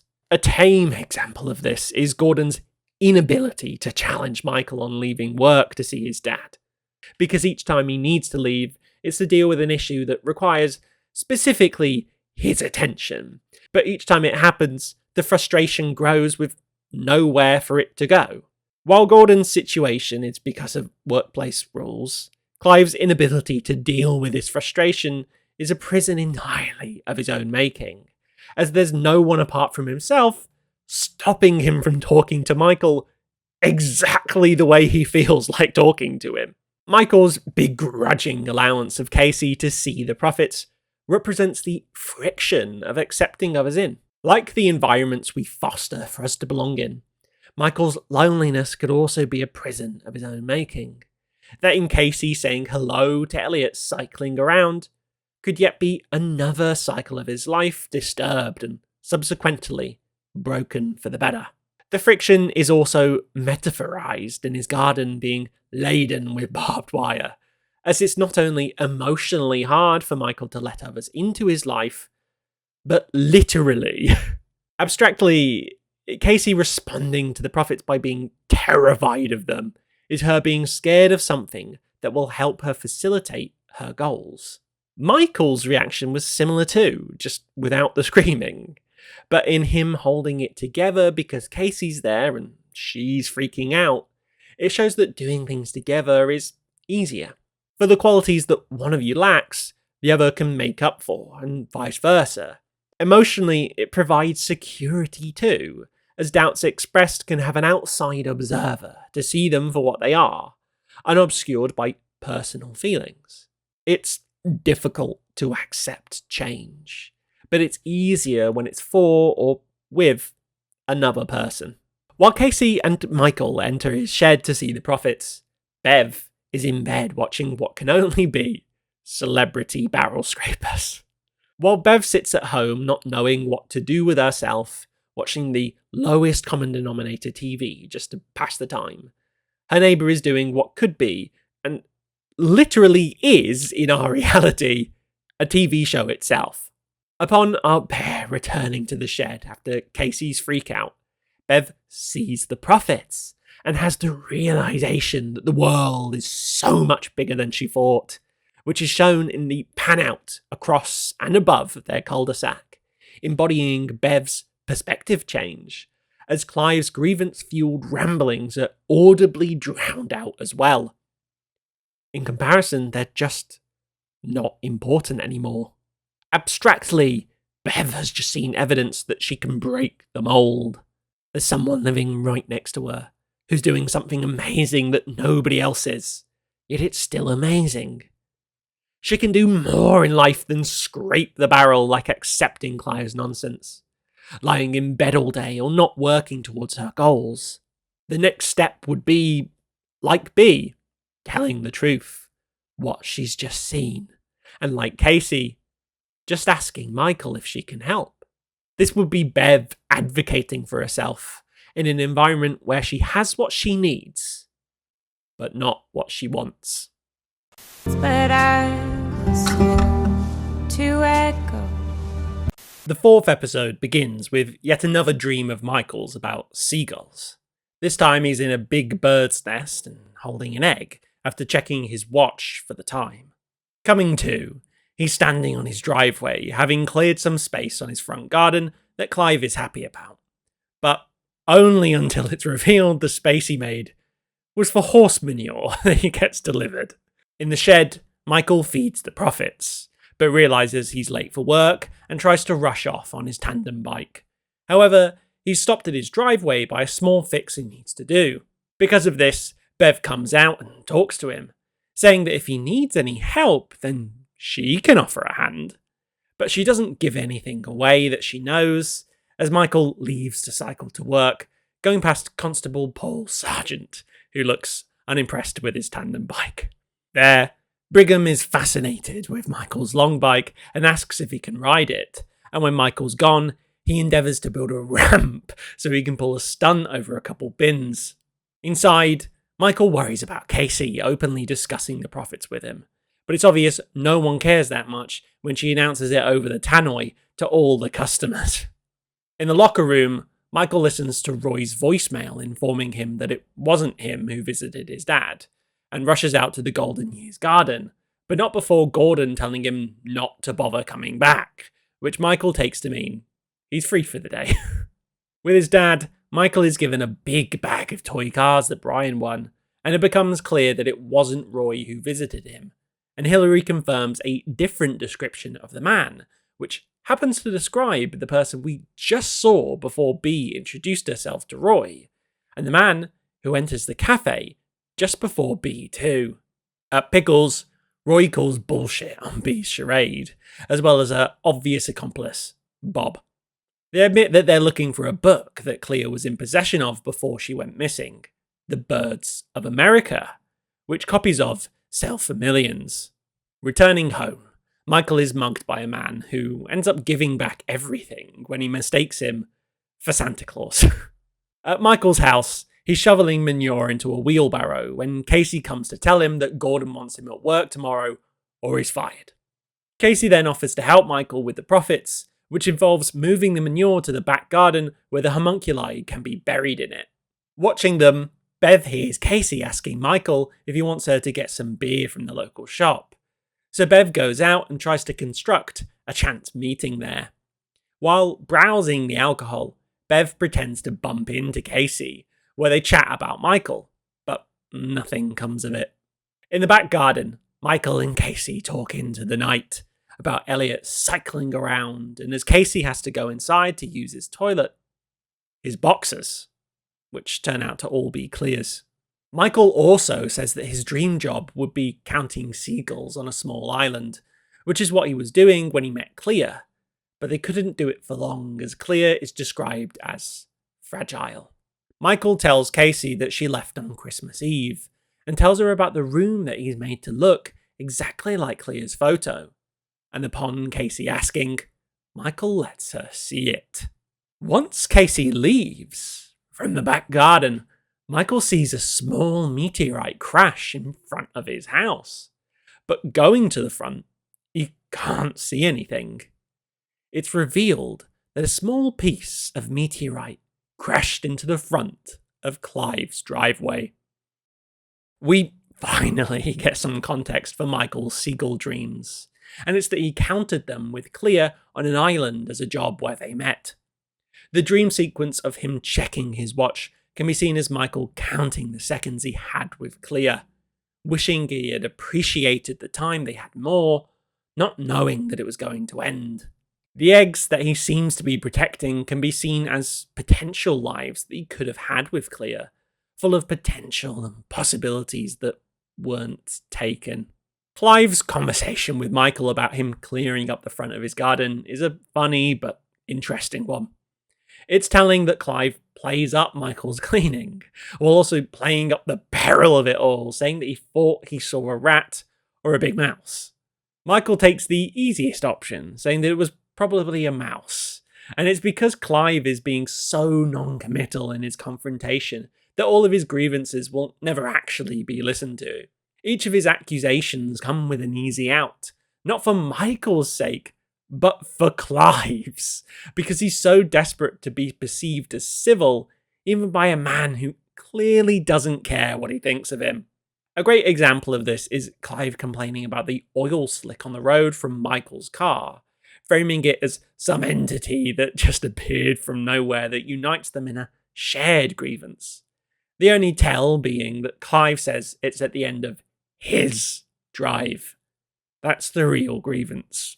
And as Clive goes back to his house upon the horse manure being dumped in the exact spot he was praising Michael for clearing, he looks at the oil rabbit, and all he can see is how an animal seen as lucky is now mocking him for how unlucky he feels. Michael being late for work is yet again another example of one tiny change in what's become a comfortable state of depression, disrupting his natural flow. He needs to get used to this because the answers that he seeks will be even more disruptive. Outside, as Michael tends to his tandem bike, more evidence of Clea's absence, Bev tells him that she can help him with whatever he's doing. But just as it was difficult to accept life signs for Michael, in equal measure, advocating for yourself can be hard too. Bev doesn't let on anything she knows, and it partly makes sense. She doesn't want to spook Michael into hiding everything, but there's also no subtle way of Bev telling him that she saw the prophets. It's as if Bev is struggling to accept that she might deserve good things, and asking for them is certainly one way of getting that. But she won't let herself just come out with it. Casey announcing what Michael's doing over the tannoy is an example of expectations against reality. Often when we begin something new or embark on a self-improvement journey, it can feel like everyone will watch and laugh at you or gossip. But the truth of it is much more mundane, as it's very likely that no one will be particularly bothered by it. And if it's not indifference, it will likely be encouragement. Brigham's endeavour to build a stunt ramp for Michael's tandem bike again shows how he's not exactly normal either.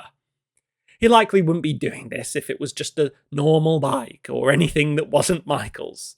But his fascination with Michael borders on aggressive, making his enthusiasm seem malicious, when clearly his joy at seeing the long bike is earnest, and you can tell.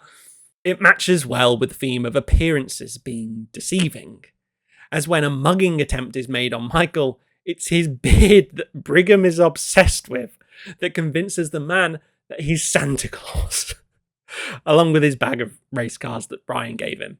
The man is aggressive, but at heart, he's shown to be quite an innocent person, despite looking like quite a tough and traditionally masculine bloke. The man is also working class, meaning that whatever prescribed middle class emotional repression Clive suffers from, this man is not. and talking to Michael. Even if Michael is just lying through his teeth about being Santa, he comes out with a genuinely life-changing experience because he connected with another human being over something intensely emotional. Equally, while there's a theme of appearances being deceiving, the show also explores how strong the deceit can be, as Bea and Bob's plan for Roy doesn't work at all, given that in all their efforts to be inconspicuous and natural, the way Bea talks is so obviously weighted with leading questions and obviously scripted dialogue. They seem like middle-class scammers who watched a few too many heist movies and overcompensate because of it, treating their investigations into a bird book like an Ocean's 11 conspiracy to rob a casino. The title of the show, in this case, becomes tongue-in-cheek, as Roy actually now stands to profit a lot, and the name of Michael Street is made into the board to play this game on, as Marvin Gardens is a tile in Monopoly, which is hinted to when Casey walks Michael home and sees the classic Monopoly board game pieces on the floor next to the street sign. At home, Michael is shoveling manure when Casey comes over.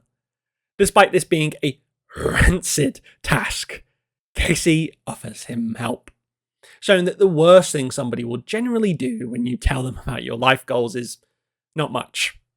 The second best is encouragement, like how when Michael consoled Casey when she was upset about the news anchor. And the best outcome that's not at all unlikely is that they help you, like how Casey's doing and how Bev wants to. This is all quite a radical act, given how much energy and time is committed to something that smells this bad. But it unravels a performed nonchalance that can be seen in Casey's character. In the beginning, she seems very disaffected by the world, but this is because of cynicism promoted in her environment, one that doesn't nurture what Casey wants for herself, which is to be in Neighbours. It's easier for some people to act like they don't really care about anything at all, rather than be honest with what they really want. Because to open yourself up like that is to be vulnerable with someone. However, as humans, we deeply crave progression towards our goals. Without it, even though it's often difficult and entirely non-linear, we fall into despair, sort of like Michael's home.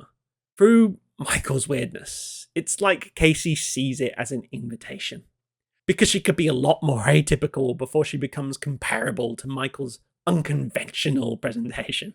In a way, in each other's company, they needn't feel embarrassed or ashamed of who they are or what they want, because they can just be honest with each other, knowing that their willingness to help is reflected in their commitment to the collective action towards the achievement of their goals. But this is also where perspective comes in. As if they were aware that they were being watched, it would likely cause some embarrassment. However, Bev is not only aware, but fascinated in what they're doing. She has nothing but appreciation for it. So much so that she tries to involve herself when Casey goes to the garage for drinks. But just like Brian says about Bob's visit to him posing as Roy, she skirts around the subject, not trying to let on what she knows, just like Bea did with Roy. However, Roy immediately hatches a plan with Bea and Bob upon getting the truth, while Bev simply can't get it out. Whether it's good or bad, it seems that just asking is the difference between receiving or going without, whether we deserve it or not.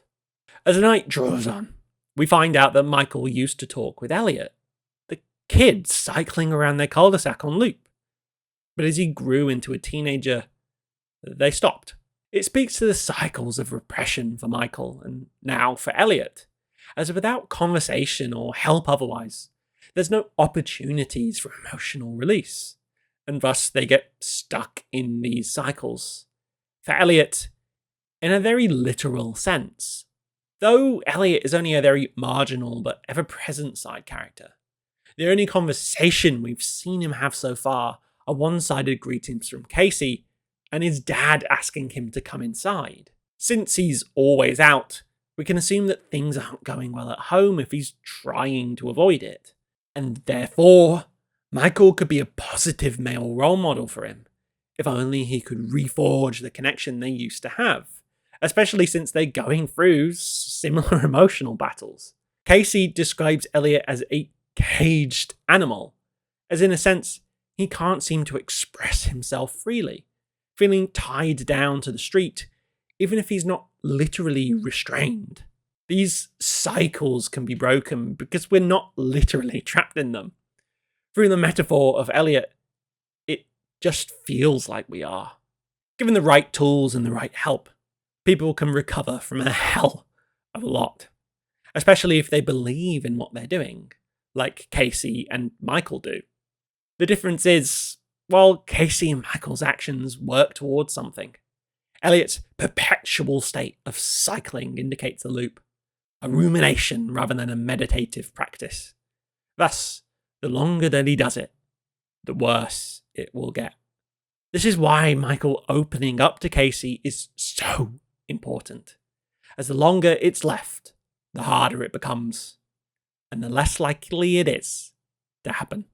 A similar conversation can now be had about Clea, as we find out a bit more about her. Michael says that they met on a job counting seagulls on an island together, and while he enjoyed it enough to get approved to do it again with her, she couldn't handle it, as Michael describes her as being fragile, after seemingly stopping himself from divulging a mental health condition she had. Whatever environment Clea was in with Michael, it seems that it wasn't conducive to her long-term stability, as we find out that the room purposed to look like a memory of Clea's was for her at Christmas, but she left before she could see it. Whether it was what the room represented to her, a presentation of Michael's love for her, or completely divorced from it, Clea seems to have left Michael the same way she left the island counting the seagulls. Both were things she seemingly loved, but couldn't handle. People leave for many reasons, and it gets all the more complicated when mental health conditions are factored in. As for some, abandoning relationships can be a coping mechanism, a way to survive amongst stressful times. While Clea, for whatever reason, had to move on from Michael, Michael can't move on. But both coping methods are inherently destructive and damaging. Michael can't detach because of the way Clea left. But it's not unlikely that Clea only left in the way she did because of Michael. We can assume he has an anxious attachment style, as it's quite literally represented in how Clea left, leaving only questions behind, like how general relationship anxieties come in the form of doubts. Through Casey going inside Michael's house and seeing all the boxes, it metaphorically allows her into his inner world, as yet more questions are answered. The boxes are all from Clea's, from a lockup that she kept for her charity shop, and upon receiving unpaid bills for it, Michael collected all them up with nowhere to put them, and stored them in his house. Casey makes the observation that it's a lot to unpack emotionally, as it is, literally, a lot to unpack. All the boxes being Clea's represents how all of Michael's repression stems from feelings about her. There's literally nothing to unpack in his house that isn't Clea's. But in allowing Casey in, Michael accepts help. Now not just with achieving his goals, but emotionally. In understanding his goals, she can assist him. But without emotional support, it can be difficult to move forward upon achieving them, as things still hold you back. Through the confession of Clea's Christmas room, Casey asks to see it, which is a representation of the root of all his pain, centered in his house. This is a perfect portal back in time to the cause of the repression. It shows Michael is not only beginning to become ready to achieve his goals and accept answers, but it breaks his cycle of isolation completely, as Casey is not only there as help, but as the companionship he's not allowed himself for so long. It shatters his routine as it plunges him into an unexpected event. But this time, sharing a connection with Casey doesn't take getting drunk, as he's only had at most a couple beers. It shows that Michael is re-engaging with his feelings and exploring what it means to move on from Clea, as Casey literally pushes into that space, not romantically, but as a friend and support. The meteorite is an example of the cosmic scale that luck plays in our lives, as the events that it allows to occur can seem chaotic, but only in perspective. Just like Brian's brilliant marbles course, it's hard for the marbles to see what's around the corner, but from a perspective so far away in comparison, it all makes sense. While it's incredibly unlikely for all this to occur, around the world it happens all the time, as thousands of small meteorites impact Earth each year. Though some people online think of this as a fantastical element of the show, the world rewarding Michael in a way, as if the universe was cognizant of his progress and providing him with its gratitude. I, however, got hit on the head as a child, and now all I see are metaphors everywhere. We settled down in suburbs, My thumb's still hurty. The 5th episode begins with another seagull dream of Michael's. This one features him holding onto a cracking egg as a woman, presumably Clea, shouts his name from off in the distance on a tandem bike. Out of the sequence, Clive walks outside and notices the broken up meteorite at the end of his drive, but he mistakes it for barbecue coals that he believes Michael has discarded. He tells Bev to report it to the council and then to clean it up. During Michael's usual morning routine, he pours out his cereal, but it all comes out in big sheets instead of one by one. He then gets a call from Hillary telling him that Brian is stressed about something, but she can't figure out what. Over at the Golden Years garden, Michael finds that Brian has been pressured by people to find a bird book, and that all his competition wins feel like they're crowding him in. Michael tells Brian that it'll help him sort everything out and store things in his attic, before Brian gives him the bad news that his old school friend, Vic, passed away. When looking at the letter sent from Canada about Vic's death, Michael notices that it says he's been dead since 2009, as Brian informs him that Vic always asked about him. Outside her house, Bev cleans up the meteorite, thinking that it's just barbecue coals, and then sneaks into Michael's garden to look at the profits. But they're not there anymore as they're still in the manure. Leaving, Bev is spotted by Elliot, who she shushes. Arriving at work on his tandem bike, Michael cycles past Brigham, who's also sweeping up meteorite on the floor, and remarks that Michael's a legend. Inside, Michael is asked by a customer if they sell blue tip boxes for birds, but upon realising they don't, he tells the customer to come back in an hour as he endeavours to handcraft one for her. Gordon notices and starts to get annoyed at him, before the customer returns and Gordon gifts it to them for free, as it turns out he knows her. On the cul-de-sac, Elliot watches as a group of people knock on Michael's door and seem as if they're looking for something. At work, Michael reads the letter from Vic to Casey, as it asks if Michael ever settled down with someone else and whether he's happy. Brigham comes over on what can only be described as a makeshift land boat and tells Michael that Gordon was mad at him yesterday, saying that he was going to fire him. But upon Michael telling him that he doesn't care, Brigham gets noticeably upset and says not to get fired because it would be shit here without him. Returning home, Elliot indicates to Michael to check his roof, where it turns out the meteor landed. Michael then gets a call from Roy and Bee, acting as a solicitor, saying that they're coming over to check the house. Wheeling his bike in, Clive asks Michael to cut his overgrowth, as the chaffinches are likely gone, and Michael realises that Clive had a bird book, matching the item of interest to the people harassing Brian. The conversation ends as Clive pleads ignorance, and Michael goes inside to store a box of Brian's in his attic, where he notices a hole in the roof from the meteor that has impacted another room. There, Michael finds a large rectangular box with a hole straight through it, and hides it in his garden under a sheet. Afterwards, Roy and Bee knock on Michael's door and come in, as Roy sneakily snatches a key to the house and recognises the old picture that Michael's recreating as an old Christmas of their families, where his mum bought him an Action Man helicopter that didn't actually come with an Action Man.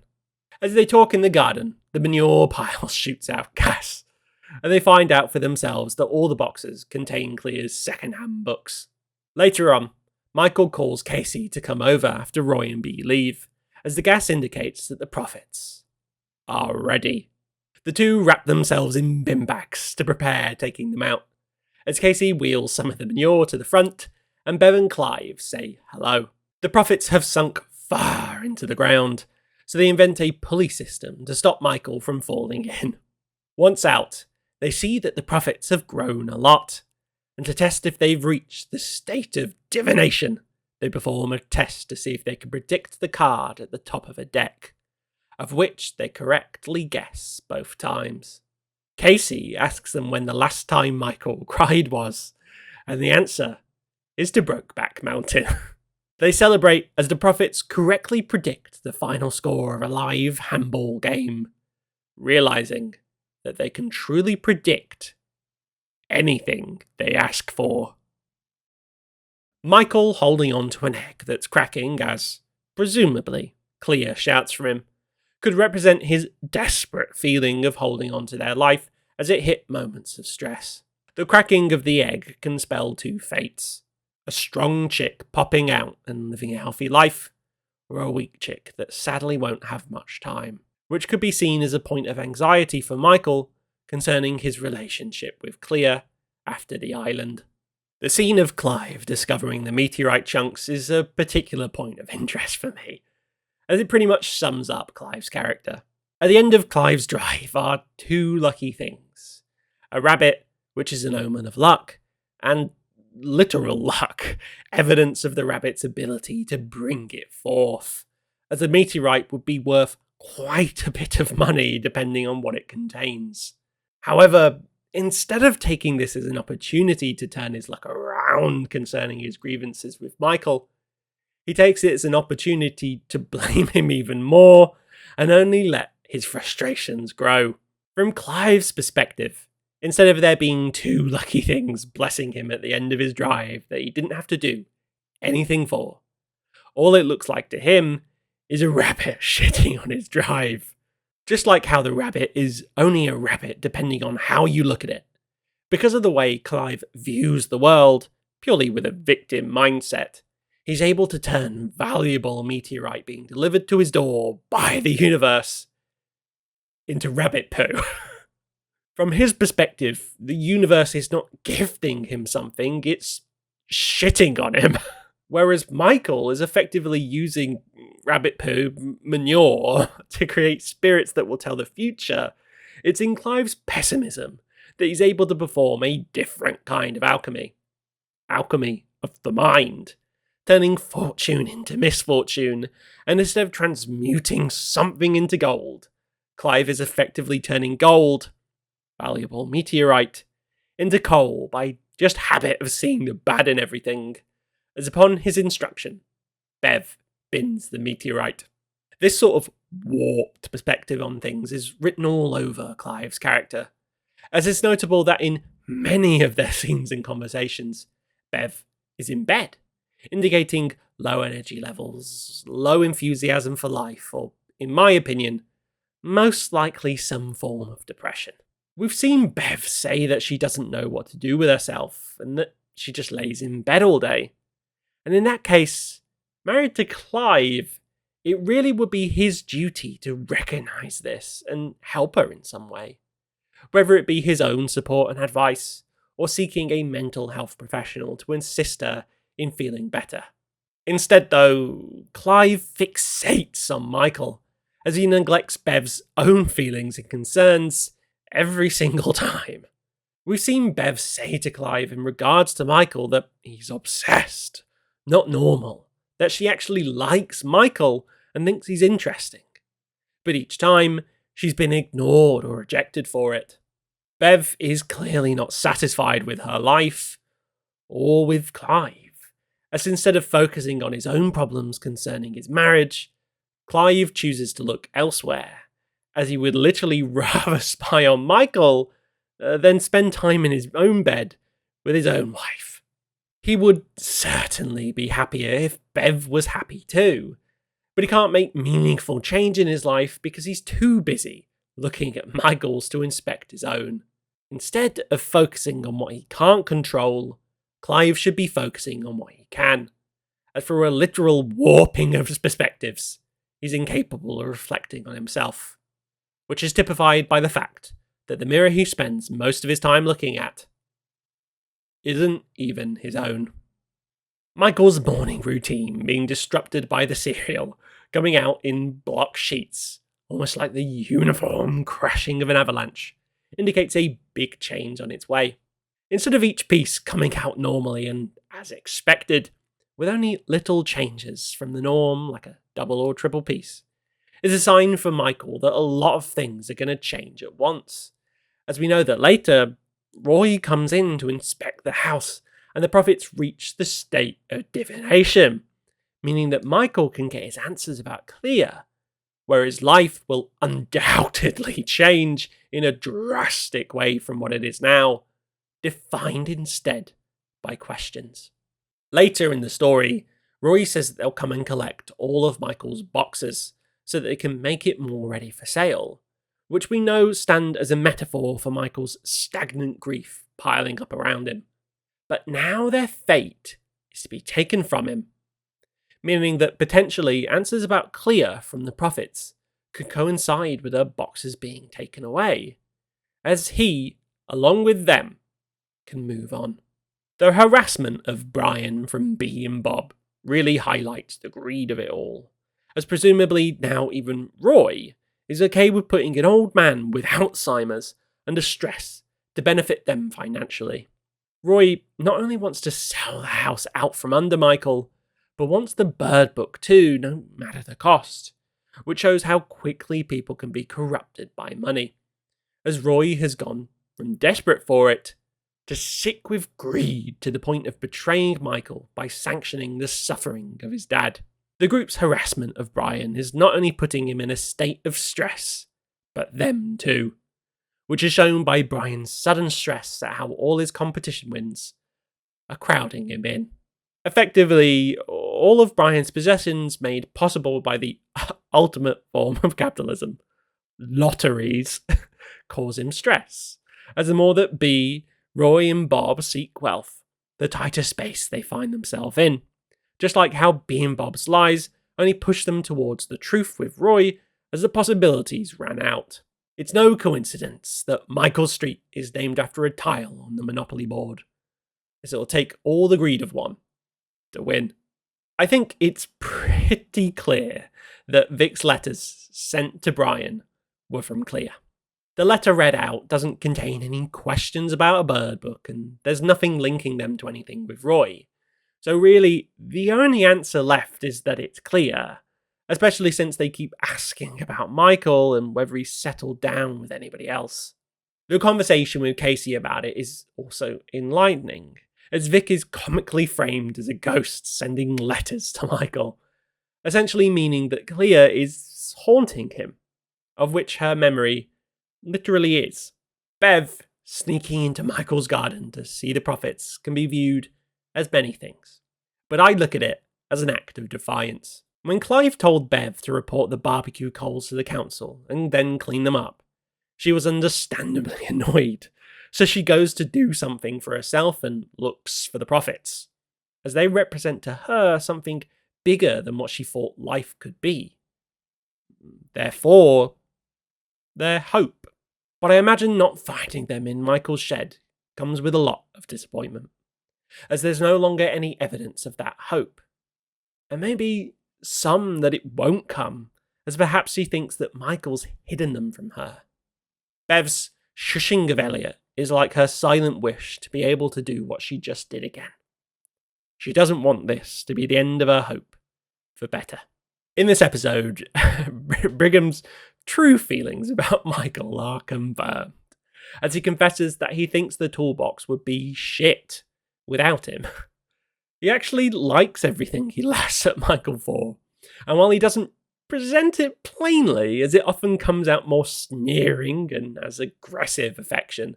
He does genuinely appreciate Michael, but just struggles to come out with it in an earnest way, as he gets embarrassed and leaves after his confession.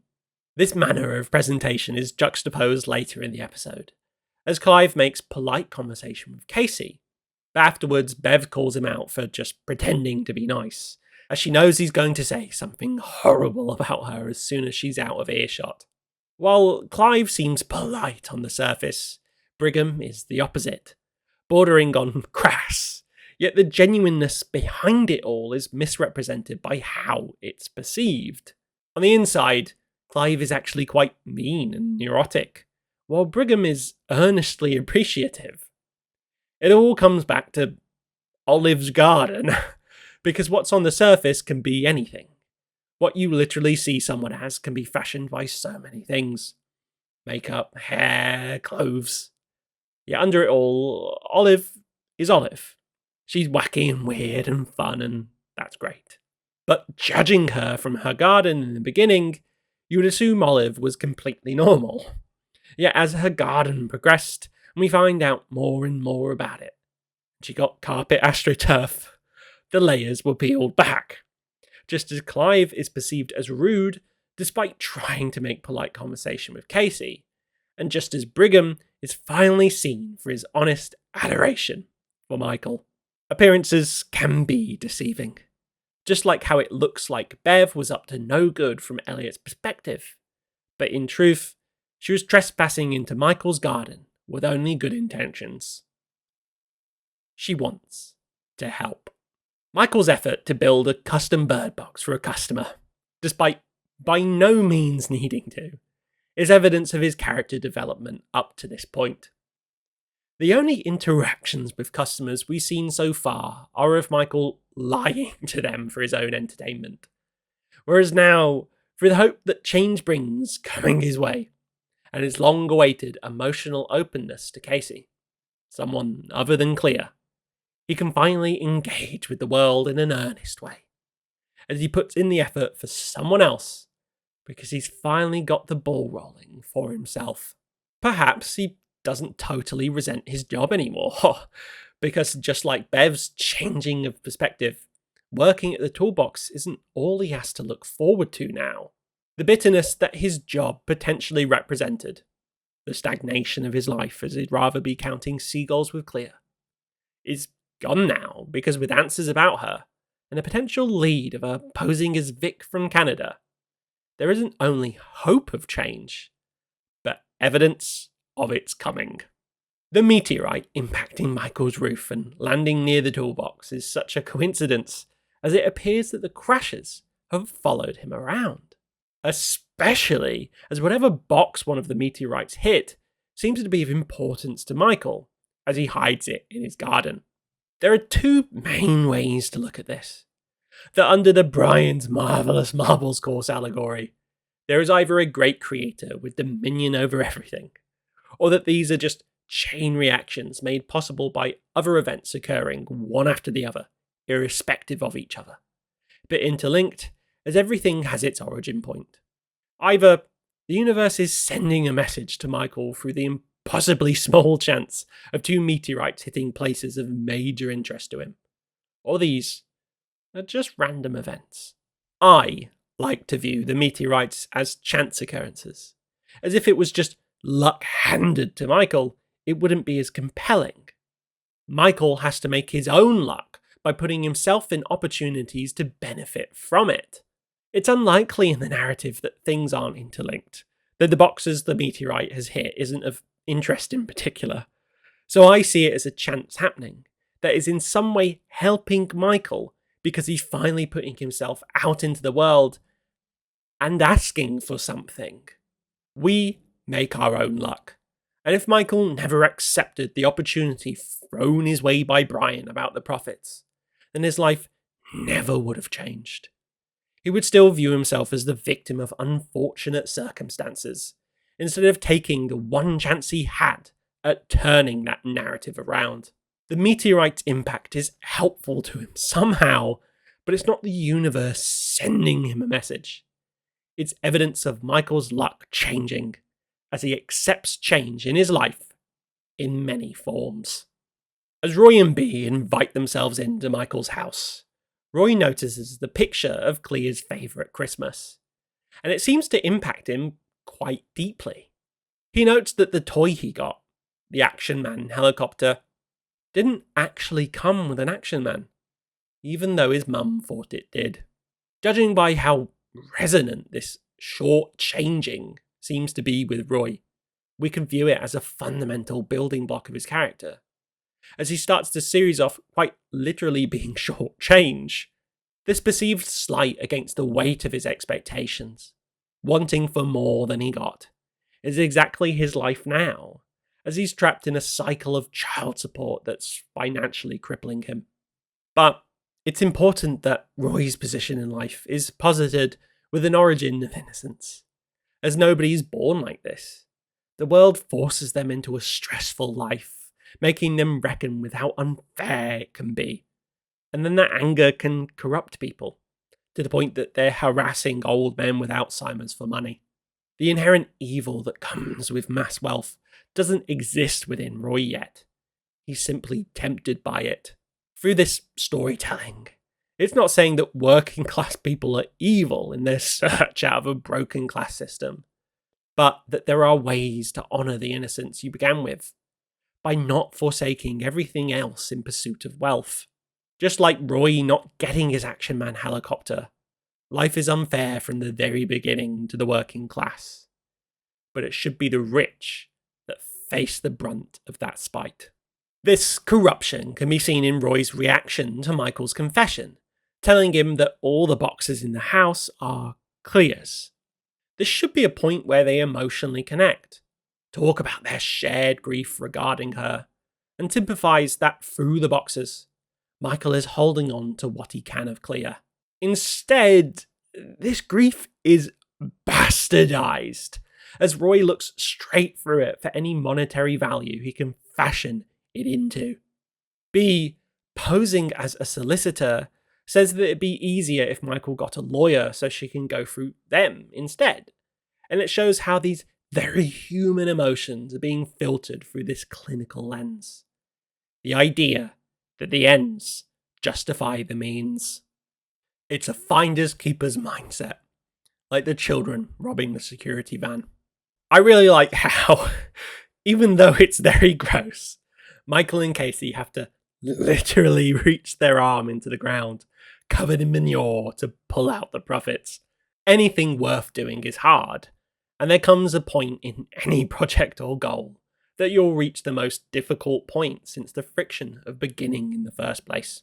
Rarely is progression linear, so procuring the seeding items for the profits was much easier than retrieving them once they've reached the state of divination. It's not pretty or glamorous, but hard work rarely is. It's challenging, and especially when it pertains to emotional growth, tasks can be incredibly draining, such as literally reaching your hand into the dirt and pulling out your life dream.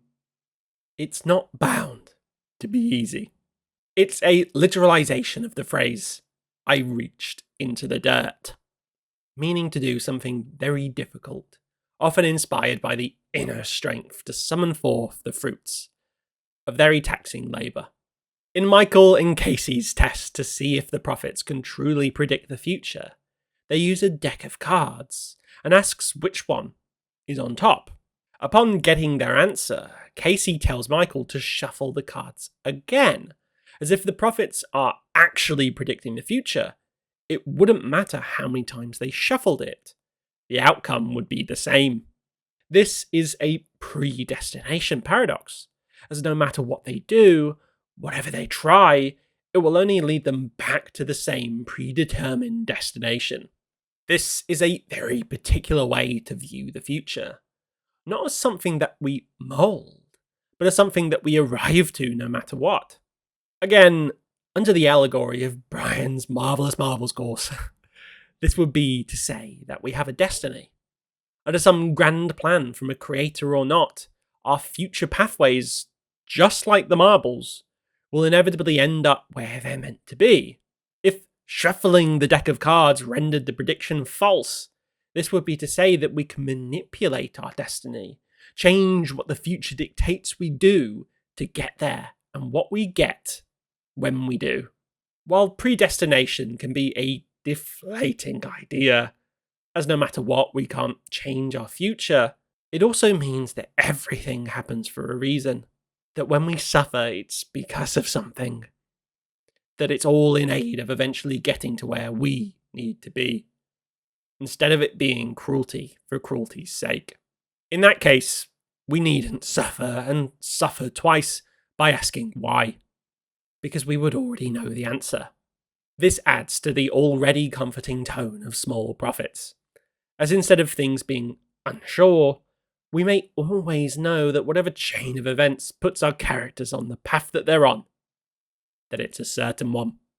And while the literal in-universe explanation of predestination proves false to my idea that Michael must make his own luck by seizing life's opportunities, as these events would happen no matter what, this is an example of a message conflicting with a metaphor, but not contradicting each other. Yes, in the world of Small Prophets, these events were predetermined, and somehow, even if Michael didn't try, he would still have been rewarded by the universe, compensating for his lack of effort. However, while the events were predetermined in the story, Michael still did work hard to seize opportunities. And since there's simply no way in real life to know our destiny, we must follow Michael's lead and work towards what we want ours to be. The metaphor is that what will be, but the message is that we have to make that so. The universe didn't reach Michael's arm into the dirt for him. He did that himself. Before making certain that the prophets can predict the future, Casey encourages Michael to ask about Clea, which is when Michael suggests that they test them to make sure. Even once the prophets pass the test and correctly predict the top card, Michael doesn't ask them what he truly wants to know. And notably, neither does Casey. It's difficult reaching the end of a project or a journey towards a goal, as once it's done, knowing that you must then move on towards the next thing, repeating the cycle of friction and difficulty towards achievement or the building of mastery. You are faced with the answer to all the uncertainty leading up to it. After all the worry, yes, you can. You prove to yourself that you're capable, and then must reckon with the feeling of being incapable once again when trying the next new thing. Michael is understandably nervous, as if the answers aren't what he hopes for. He'll have to reckon with the fact that this particular journey is at its end, that whatever possibility left of Clea in his life is gone. The journey in of itself is almost always the reward, as what we learn from the process is what sticks with us rather than what we received at its end. But to come all this way and for answers to be fruitless would inevitably make the journey feel meaningless too, even though that's not the case.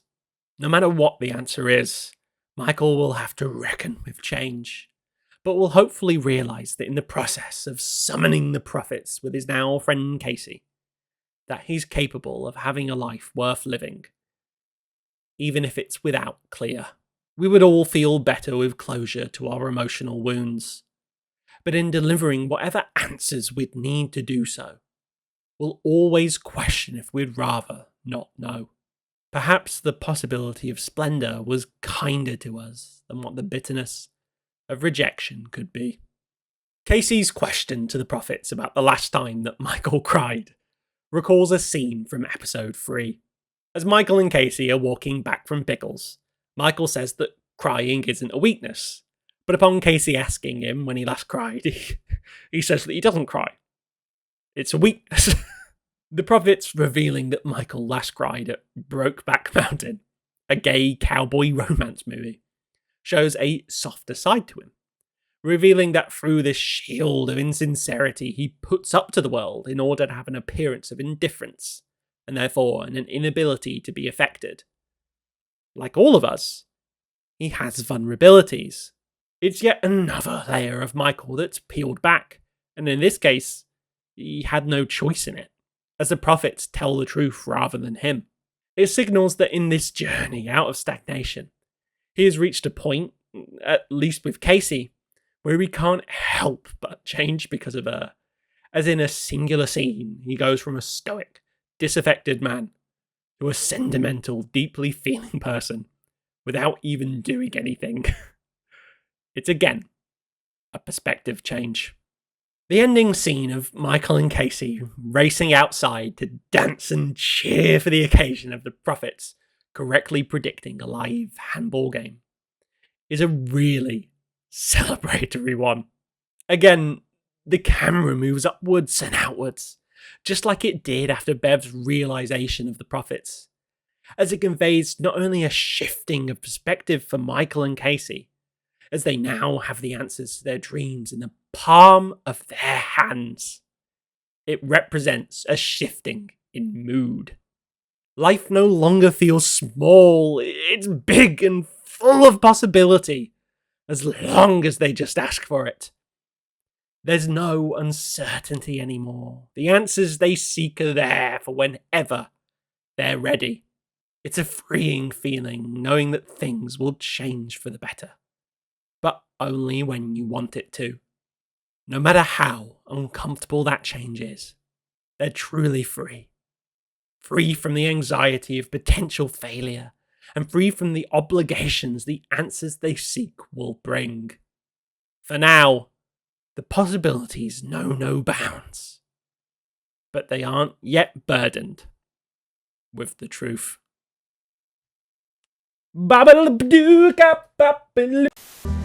I put the kettle on, the wise man's song. The sixth and final episode of Series 1 begins with another seagull dream of Michael's. This one features him desperately holding on to an egg as, presumably, Clea shouts for him that it's time to go and that the driver can't wait any longer for them. Michael then rips open the egg to seemingly reveal that there's nothing inside. Michael wakes up and goes to fill buckets with rainwater as Clive watches, and when Michael leaves to go to the river, upon realising that his barrel is empty, Clive takes his opportunity to look in his shed after Bev mentions that he's keeping fish in jars. At the river, Constable Paul Sargent spots Michael. All the while, Clive discovers the prophets and freaks out, but leaves when he realises Casey is there too, and waking up.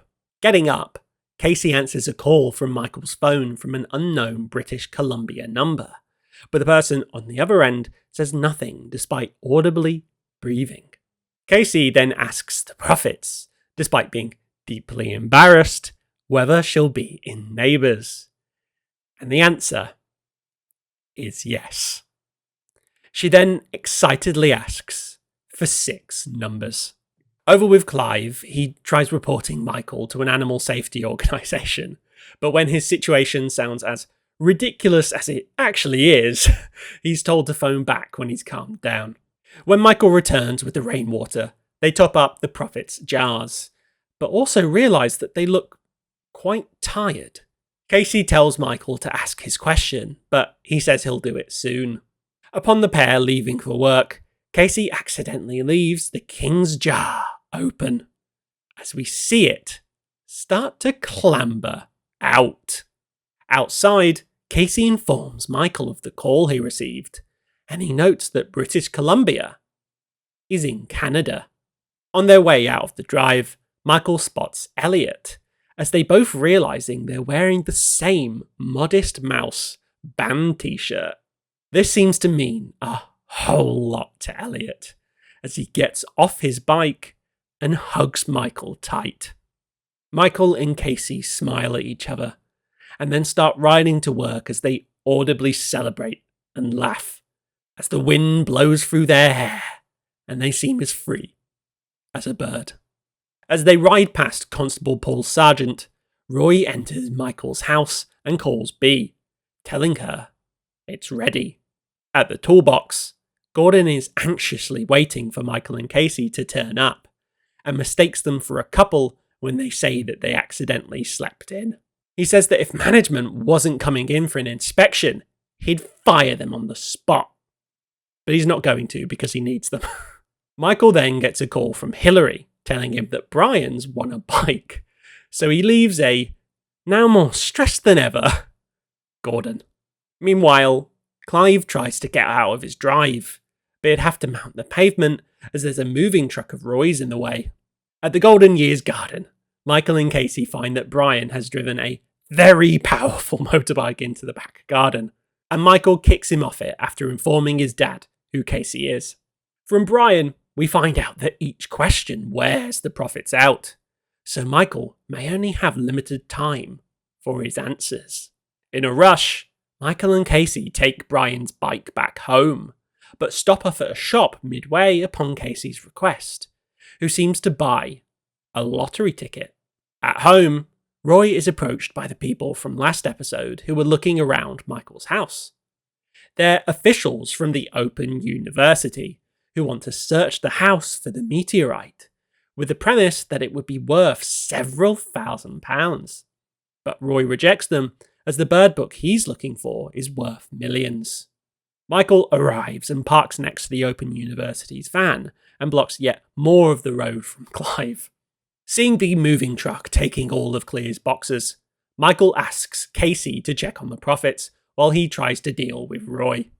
In the shed, Casey sees the king trying to free the queen, and when it notices her, it attacks. Inside the house, Michael is asked by an Open University official if they can search it, and when asking what for, the lady lets slip that Roy is looking for a bird book. Michael pretends to call the police on Roy but is busted as his phone rings aloud when Casey calls him asking for help. Roy calls him ridiculous, but immediately B bursts in announcing that the police have arrived. Roy goes to explain that it's legally his house, but the police are actually there because of Clive's call about Michael keeping monkeys. In the shed, Michael and Casey try to capture the king, but end up just getting attacked again, but eventually do get him back in the jar. In the house, Roy lets the police into the locked room that Michael was recreating for Clea, and realises what it is. Some time passes as the police play with the toys that Michael set up, but eventually get up to find Michael. Meanwhile, Michael thinks he's going to have to dissolve the profits before he can ask about Clea, for fear of them being found. But Casey encourages him and holds the door shut. Upset, Michael asks the Queen if Clea is still alive. And it says yes. In tears, Michael asks the King if Clea will ever come back home. And it says no. He then asks the Seraph if Clea loves him. And it says forever. As the police bang on the door, demanding to come in, Michael uses Brian's poison to dissolve the profits, as their jars burst with plumes of smoke, and they rush out of the shed. After recovering from his cough, Michael looks up to see the Open University, as well as Roy, B and Bob, staring at him in confusement. Michael then realises that he can solve two problems in one, as he retrieves the box he hid, and it's revealed to be the precious bird book, completely ruined by a meteorite lodged straight through the centre. A bit later, Michael and Casey sit outside the house, as Michael says that he's going to go to Canada, and Casey reveals that she asks the prophets her questions, and says she's going to Australia. Michael wonders how they're going to reach their respective destinations, when Casey reveals that she asked for the winning lottery numbers as well, and they agree to split it. They hug, and we zoom out on the cul-de-sac as they both leave the dead end on Brian's motorbike for good. The reveal that there's nothing inside the egg is emblematic of a couple things. While an unopened egg can symbolise pretty infinite possibilities, as you don't quite know what's inside, I think Michael's holding on to it so desperately because the egg is a metaphor for his relationship with Clea. He wants to protect it, but with Clea shouting that it's time to go. And especially as this is the episode that Michael gets his answers. It shows that despite him losing Clea when he wasn't ready to, he may finally have to reckon with the idea that Clea is gone for good from his life. The fact that the egg is empty upon opening up shows that while dreaming of all the possibilities his life with Clea could have been like, it is in fact a life without her that he inevitably got. Dreaming of this make-believe only serves to extend the suffering, as in reality, there's really a chance there could be no possibility of return. Though it's a very small detail of the episode, Bev telling Clive about Michael's shed experiment in such a mundane way shows that whatever shifting of perspective occurred when she first saw them is gone. Bev has retreated back into a depressed state where she appears to mirror Clive in some form, where she no longer sees the extraordinariness of it all, but through warping what she saw into something plain, she only sees the ordinary. Like Clive seeing the meteorite as barbecue coals, Bev sees the prophets as just fish, despite a very emphatic reaction to seeing them originally, suggesting nothing of the sort. It's actually a very common behaviour of depression, and marks that it's not only Clive holding himself back from joy by denigrating what's in front of him, but Bev now too. People with depression, even if they can initially recognise, for example, the beauty in something like a flower, a quickly following thought will be something that reduces the value of it, like how the flower will most likely die soon. It's an extension of depression's ability to strip the sufferer of seeing the beauty that's yet to come, the fact that life will get better, and invades the sufferer's ability to see beauty or experience appreciation in the present. Bev's sudden depreciation of the prophets comes almost certainly from something akin to the feeling of rejection. She was clearly interested in the prophets. She wanted to help Michael and seemingly to be friends with Casey, but was unable to put herself forward enough and make clear with good intentions that she knows something and wants to be involved with it. It's like Bev doesn't believe in herself or thinks that she isn't good enough in some way for Michael and Casey to accept her. So in feeling rejected, she convinces herself that opportunity wasn't worth it anyway, denigrating the prophets, the extraordinary thing that represented hope, all the way down to fish. An ordinary thing that proves nothing but that life was always as small as her depression has made her think it is. Clive's incomprehension of the prophets, thinking that they must be shaved monkeys in jars of water, is yet more evidence of his inability to sit in his discomfort and figure out why he's feeling that way. He tells the call operator that he doesn't know what he's seen, he just knows that he didn't like it, which is similar to what Bev said to him earlier, that he just doesn't like people that are different to him because he doesn't understand people that are different to him. In a way, Clive's obscure grievances are literalized, as voiced to any other person. They sound ridiculous, as a lot of them are, just like Michael keeping shaved monkeys in jars of rainwater. For the first time, though, Clive's incomprehension is literal, not born out of any wish for Michael to represent everything that agitates him, but owed to the prophets of a worldly nature. In a way, Clive's vitriol for Michael has reached its breaking point, where now no longer are these grievances pedantic, but real. In the abstract form of the prophets, it's like Clive can no longer tell the difference between his real grievances with Michael and the ones he's created through repeated reinforcement. The call on Michael's phone from British Columbia is almost certainly clear, as it matches the location of the letters supposedly from Vic. Hanging up, It's very likely that Clea thought Casey was a girlfriend of Michael's, answering his phone early in the morning as if they had just woken up together in bed. It's notable that upon realising this, Michael doesn't blame Casey. As if she hadn't answered, Clea might have called back when Michael was there, and perhaps they could have talked. It's again an appearance being misleading, as even Gordon mistakes them for a couple this episode. But it's also a repetition of Michael's line. We were never married. We're not dating. His relationship with Clea, his friendship with Casey. They don't need labels for Michael to care as deeply as he does about them. But it's because of this forged relationship with Casey that this sort of setback doesn't absolutely devastate Michael. Whereas before, when he wasn't working towards anything, this would have likely been the only chance to talk or get closer to finding Clea, rather than just one avenue. It speaks to being an active player in your life, as instead of like Bev, who seems to view helping Michael as the only opportunity for change, Michael now has multiple choices by virtue of working towards growth in general.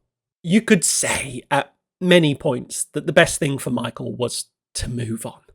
And while that would foster emotional growth through a mature look at the situation, for a lot of people, we must first attempt to achieve our wildest dreams before seeing reality and tempering our expectations. Certainly, people in real life who are in a similar situation to Michael should move on for the sake of their emotional health. But the message is knitted through the abstract metaphor of doing something as obscure as summoning prophets. It's that working hard towards our goals, abstracted from our struggles, gives us purpose beyond them.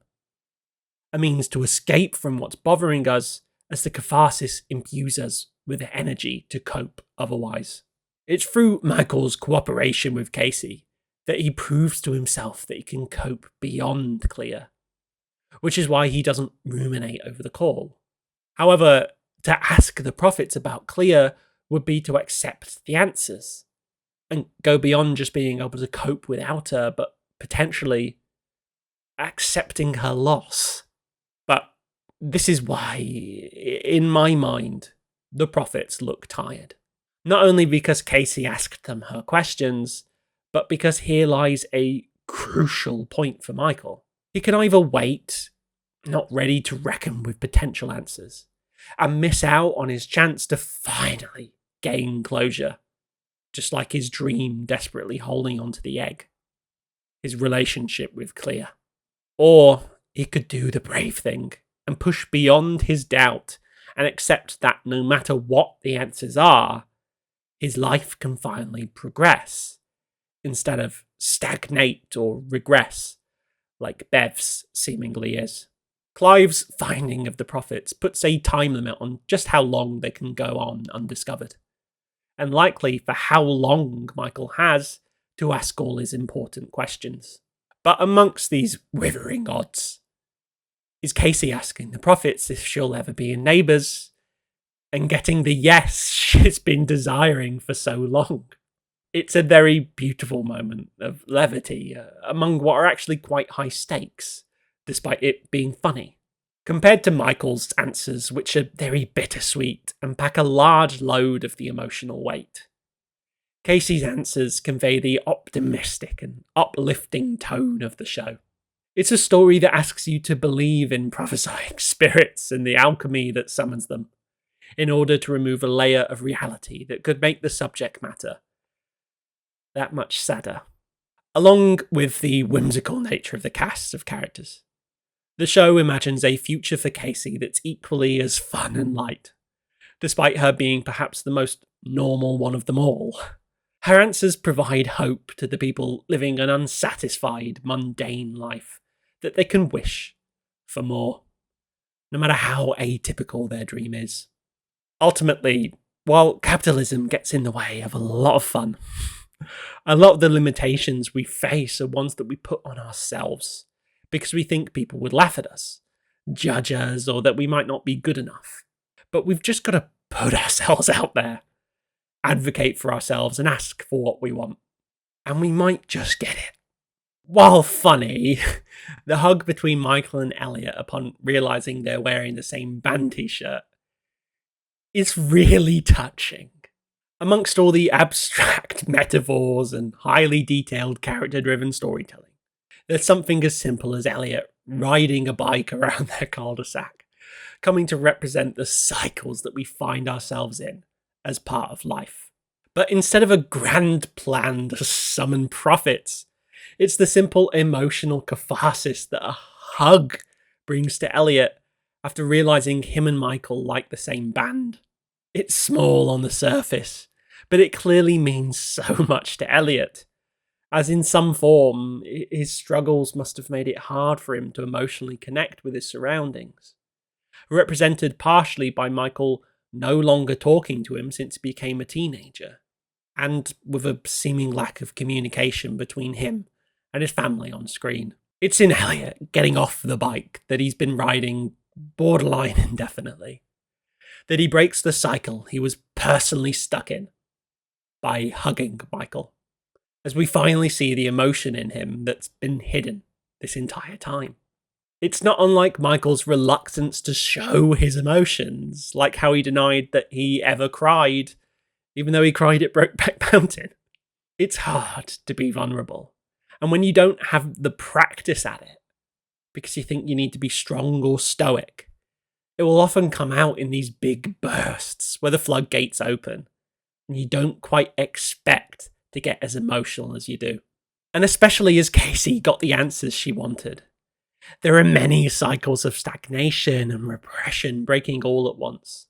So when her and Michael ride off on the tandem bike, one that previously bore his loneliness, as the lack of a person with him begged the question of who he was without, their cheers and laughter shows just how free they feel, knowing that they're in charge of their own destiny.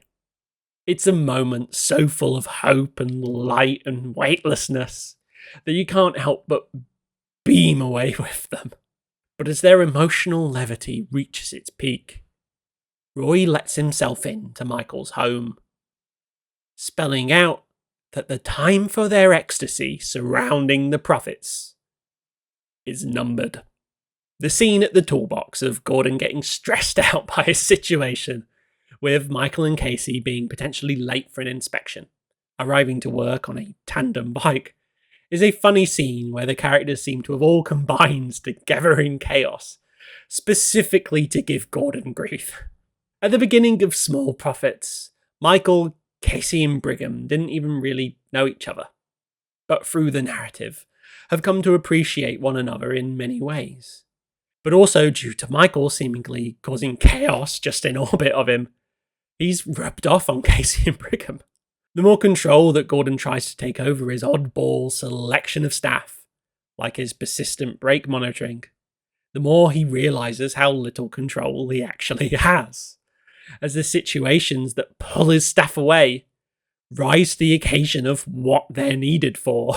In this case, it's Brian winning a motorbike that pulls away Michael and Casey, despite Casey being by no means required to deal with it, nor, on the surface, does it sound like an actual problem. Brian wins things all the time.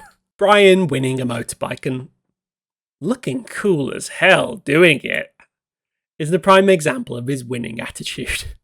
Well, yes, essentially what Brian partakes in is gambling, and in real life that cannot be encouraged in any form. His willingness to seize life's opportunities will inevitably reward him, even if most of the time nothing comes of it. While Michael and Casey were essentially just waiting around for the things they wanted in life to come to them, Brian goes out and finds solutions, not scared to hear no and potentially lose. He finds himself in situations to grow and learn and change as a person by virtue of taking what life throws at him, instead of doubting himself. If Brian had never been willing to hear out the old mystic in Egypt about their alchemy, this journey never would have begun in the first place. And within the Brian's marvellous marbles course allegory, I think each turn, each designated point for the marbles to do something different, is merely a path waiting for us to take our chances.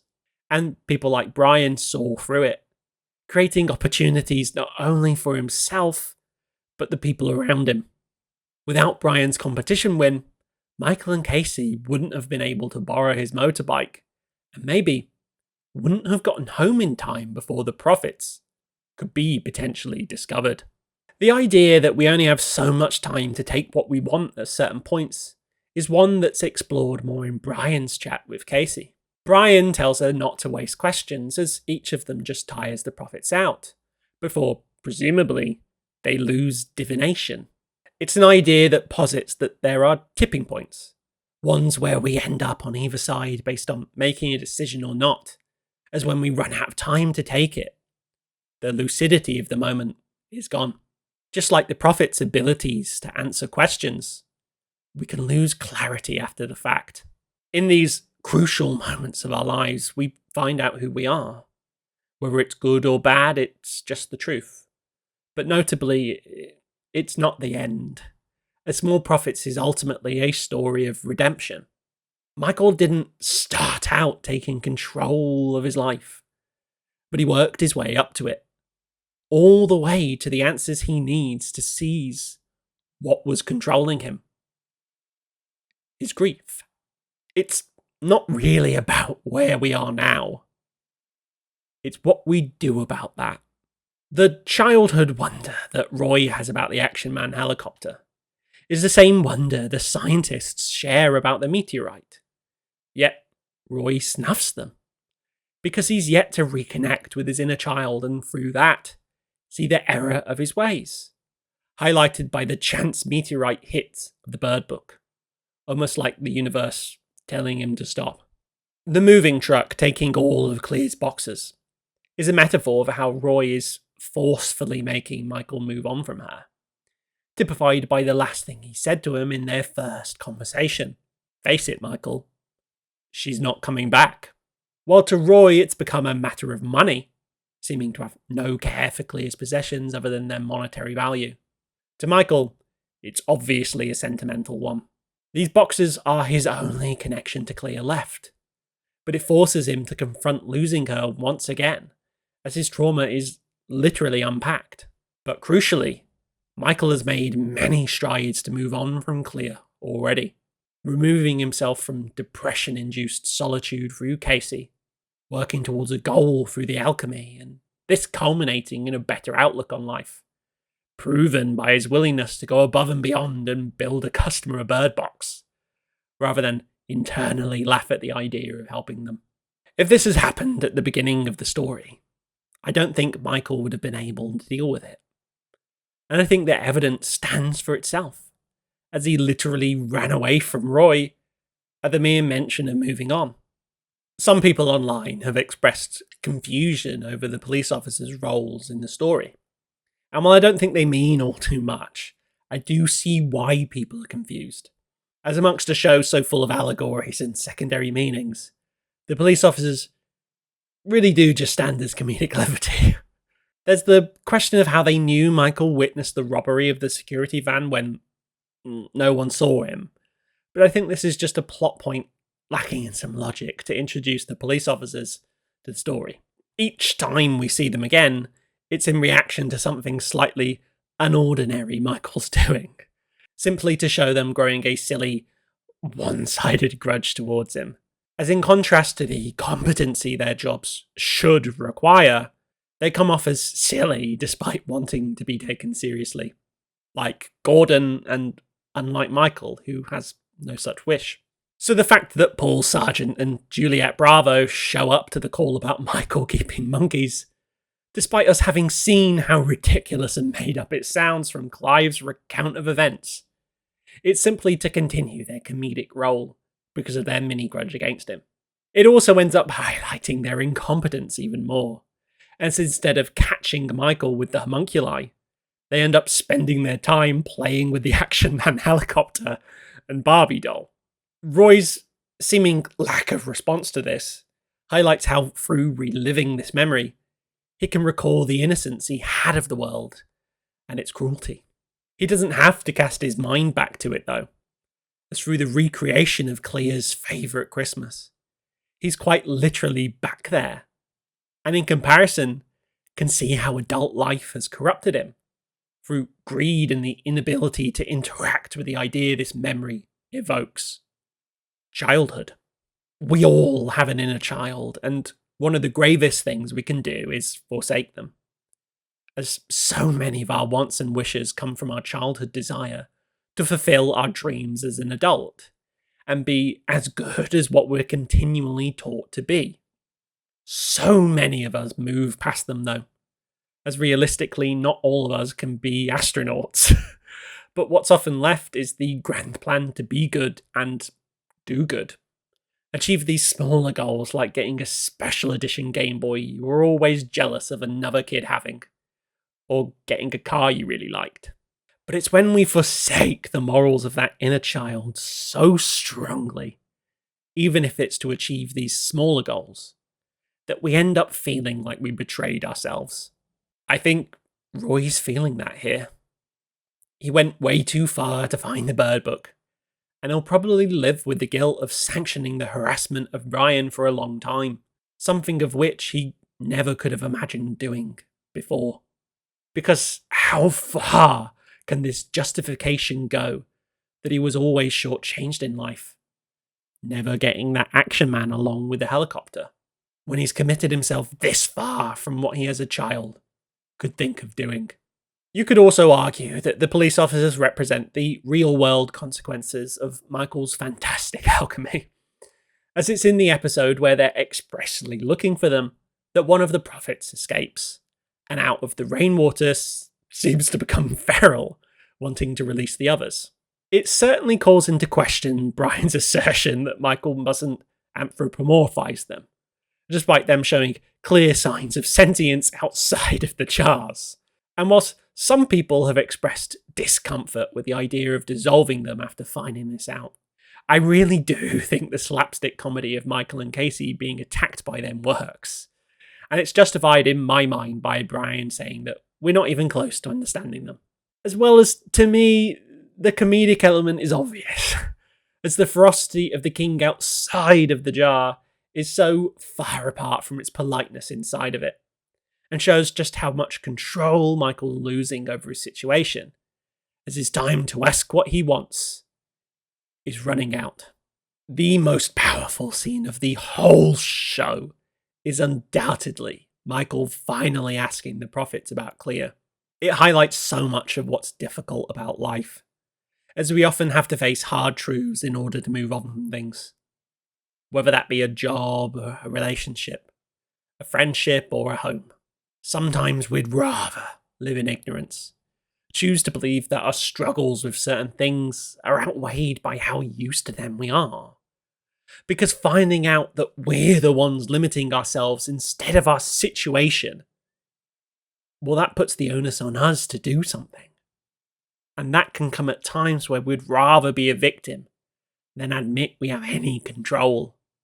And this is where a major theme of the show comes into play. And that's companionship. With Casey here, she's able to recognise that without her, Michael wouldn't ask his questions. But all he needs is some encouragement, and to know that she's there keeping him safe, holding the door from anybody who tries to come in, giving Michael a private space with her emotional and physical protection, where he's just allowed to be vulnerable. While, yes, the prophets are giving him answers, because these are fantastical beings, you can view it as him being helped to accept what he likely already knows. Most signs point to Clea having ran away instead of dying. She hasn't returned in all this time, so it's unlikely that she ever would. But Brian's letters from Clea posing as Vic shows that she still deeply cares about him, always asking about him and what he's doing. The prophets here, to me, represent a beautiful moment where clarity overcomes the doubts, and Michael is finally given an opportunity to come to terms with his situation, instead of living in the cruel hope that Clea will return to him. Though, instead of this being pathetic or whatever cynical view could be lent to it, instead of repressing them or ruminating on specific ones. It's ultimately shown in Michael tackling his emotions head on, that he's being incredibly brave. The years of anguish have stacked up, quite literally with Clea's boxes. So much so that it's ridiculously unlikely for a breakthrough like this one to be quiet and through contemplative thought. Instead, it's facilitated through a highly emotional situation, and the clarity often comes at our breaking points, where we realise that we must make a change in order to not suffer like this again. Knowledge is taught, but wisdom, it's gained. It's why we must learn that something is hot through getting burned instead of being told. Because it's hard to apply wisdom that we don't understand due to there being no experience behind it. We all throw caution to the wind. We all think that things don't apply to us and that we're the exception. Until we learn that time and time again, we are not. We're human, and life is incredibly hard. It aches. At times it can feel like we have so much weighing us down that we'll never be able to get back up. But it's often through those times that we learn, when we prove to ourselves that we can overcome hardship and fashion our own wisdom from it. But I also love how, despite Michael not getting the answers that he may have hoped for, that the show is ultimately incredibly hopeful. It's not a sad ending, it's Michael and Casey driving away from the cul-de-sac, the dead end that they got stuck in, with lottery money that's going to fund their brave endeavours into pastures anew. It's foolish to think that suffering is the be-all and end-all of wisdom, that somehow those who have suffered the most would have the fullest truth. Because by definition, that is the perfect cynicism. There is no best truth. Instead, pulling inspiration from many sources provides the most perspective. As even though Michael received sad answers, his journey doesn't end there. Michael has learned an equal amount from his suffering as he has from his friendship with Casey, from his efforts to summon the prophets despite the friction of breaking his sad but comfortable routine, and his ability to bring good to the people around him.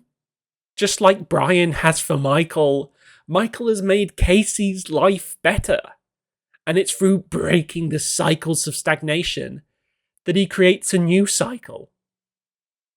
A good one. None of this ever would have happened if Brian wasn't willing to take life's opportunities, helping an old mystic with his alchemy when so many would have laughed at the idea. This good cycle continues as Brian's motorbike win meant that Michael and Casey could get home in time to ask the prophets his questions, whereas otherwise, they might have been found. There's so much to learn from success. Otherwise, all the happiest lives would be the ones who suffered the most. And I don't think that's true. With time, companionship, and dedication, we can do so much. Even dead ends, we can escape. I really like how the Bird Book plot is wrapped up, as it's in a very succinct way. So far, the most prominent imagery of the meteorites has been that of a rabbit dropping, making it easy to draw comparison. And note that it's as if the universe has taken a shit over Bob and Roy's wish to find a bird book, instead of it being a matter of perspective, like it is with Clive and his ability to denigrate his surroundings. The universe has literally devalued what they're searching for, as if to punish their bad behaviour, while at the same time rewarding those looking for treasure with good intentions and a positive way of going about it. The Open University are rewarded with the meteorite, pulling it from the same book that was searched for with such dishonesty. showing a key outlook of the show as a whole. While, yes, Michael and Casey are rewarded with financial wealth from the Prophets, even though we're yet to find out exactly how much, Michael was never privy to that. He never acted with financial interest. He always followed his pure intentions, just like the Open University and their wish for greater knowledge. Just like Roy's rejection of the Open University, forsaking their chance at intellectual discovery. Financial interest is what denigrates Roy's surroundings, instead of Clive's neuroticism. He could have just let the Open University in to search the house, but money was all he cared about. Despite the meteorite being just as precious as the Bird Book would be to prospective buyers. If the meteorite had been worth more, I'm sure Roy would have just betrayed Bea and Bob. Because like the importance of the Bird Book in comparison to the meteorite, there's no sentimentality to any of it for Roy. Just as his thirst for money has corrupted him, it's made him denigrate the living memory of Clea through her books, down to just their monetary value. In a sequence of events so unlikely. It's as if, like in a marbles course, we all end up where we're supposed to be. And however these things happen, whether they're set up by a brilliant creator like Brian, or an incomprehensible string of occurrences, Small Prophets believes that the greedy will be punished, and the pure of heart will be rewarded. I really like how Casey hides the fact from Michael that she asked the Prophets her questions. Not just because there's an in-narrative reason for it, like how the Prophets look tired because of it, but because it means the series can end with Michael getting purely good news. While his answers come with a degree of loss, Casey's are just happy. She practically gets a happy ever after. And what's beautiful is that this feeling is shared. Not because Michael got some perfect answer, he didn't. But because he's finally allowed someone else in. That not only shared in his grief, but also now, they're good times. There's a saying that a problem halved is a problem shared. But I also believe that happiness experienced is doubled when it's with someone you care about. I took a needle and thread. Series 2, as of writing this, has not been greenlit, but Small Prophets was marked as the BBC's 2026 breakthrough scripted series, achieving success that they weren't anticipating. The first episode scored 8 million viewers in the 28-day figures, which is very good for a show that aired on BBC Two. In an interview with Deadline, Mackenzie Crook said that he was outlining the plot for the second series, with intentions for a third that would be its last. I would argue that Series 1 already feels like a complete story. So much so that it's to a point where if it didn't get recommissioned, I wouldn't feel like we missed out on answers. As to me, it was always more about the character journeys, and I feel like they were really well explored. However, with dangling plot threads, there's certainly more that can be done. Even if the emotional core of the story reached a satisfying conclusion for now. To make amends with you. Despite feeling like a lot of the emotional arcs are resolved as of now, it does feel a bit sad for Bev's story to end like this. As it stands, Bev is a cautionary tale of passivity, letting doubts overcome her and seemingly resigning herself to stew in bed, instead of summoning the bravery to just ask for what she wants, like how Michael and Casey ask the Prophets. While it makes sense that Clive's story as an antagonist could end here, even though his frustrations are only made literal to the point that he's inconvenienced for the day, it seems a shame to give Bev a similar defeat. Bev could serve as a reinterpretation of Michael's character for Series 2, where we follow her trying to retrace the steps that Michael took to summon the Prophets, and coming to the conclusion that it's not working.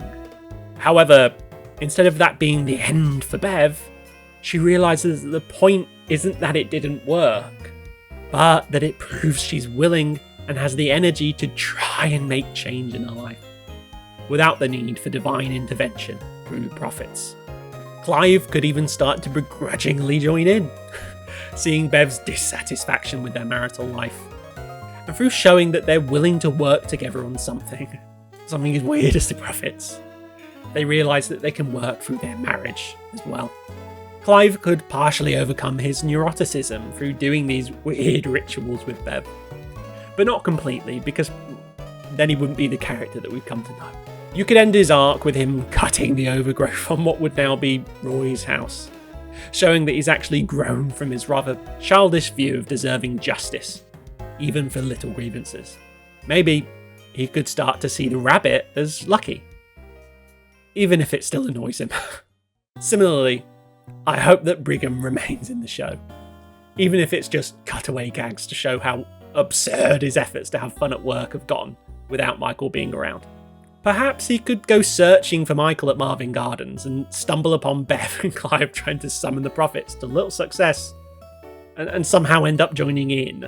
Since he doesn't have any investment in Bev and Clive's marriage, his realisation to go out and get what he wants out of life would be getting his own long bike and finally actually getting to do the stunt he planned in episode 4. Listen, I don't know what they would do with Brigham. I just really like him. I still want to see him moving forward. My biggest hope for Series 2 is that in an effort to reinvigorate the narrative with drama, Crook doesn't undo the happy ending that he gave Casey. Technically, her answer that she will be in Neighbours could potentially mean a lot of things. Like that maybe she'll be an extra without any lines. I hope that Series 2 follows her struggles to actually get cast in Neighbours, knowing that she will eventually be in it, just not when and how. Perhaps her story could be one of learning to be patient, waiting for what is at that point just out of reach. Or she does get to be in Neighbours, but ends up realising that it's not the be-all and end-all of her life. That it made her happy, but now on to the next thing. It could show that our view of success changes across our life, and what we think defines us now won't do forever. Just like Michael with the memory of Clea. Maybe she could meet that news anchor again, and realises that she feels just fine now. I hope that we see the Prophets again, specifically the ones that we didn't get to see. Whether it's just the monk, the peasant, the knight, or all of them in one go. I think it would be interesting to see if there's any differences between them. Why did only 3 of the Prophets blossom in the first place? I think there's much space for questions to be answered, and yet more questions to come in its place. One character whose inclusion I'm not very sure of is Roy's.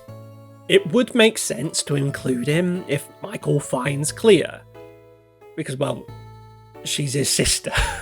But how Roy's character would change upon reuniting with her, I don't know. A dynamic between them hasn't really been set up, apart from Roy saying that he misses her. Maybe it could be about Roy reconnecting with the idea of what his life would have been, and perhaps finally getting that Action Man helicopter. One thing's for sure, I really hope that Michael Palin returns as Brian.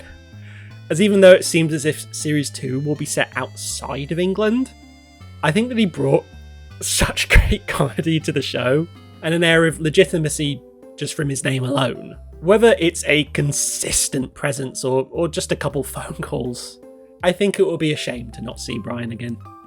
And the tape rolls on, another year gone. I think I've made it pretty clear that I love this show. The music is incredible, as not only does it have a really satisfying melody, it's great at setting the tone. The relationships are all incredibly considered. Everybody has some depth to their characters, even if they're mostly comic relief. The mismatched pairing of Michael and Casey is incredibly heartwarming, as it shows that we have so much in common with the people around us, even if we don't suspect that to be the case. It shows that kindness can be found even through rougher exteriors, and if we're just friendly, we'll find something to appreciate in most people. While a ton of people, through the desperation to appear cool, have fallen into nonchalance, The world that is Michael's cul-de-sac is full of whimsy and fun and magic, and I think that's wonderful. Especially amongst a genre that in England is typically quite cynical. You'll often find comedies made here quite depressing, but Mackenzie Crook's light but incredibly intentional touch breathes life into a world that could have been so much bleaker without him, and his wish to tell stories that reflect real life, but don't fall into the old habit of thinking that pessimism is intelligence. I hope we get more Small Prophets, but even if that doesn't end up happening, I just hope we get more art from the mind of Mackenzie Crook. We need that.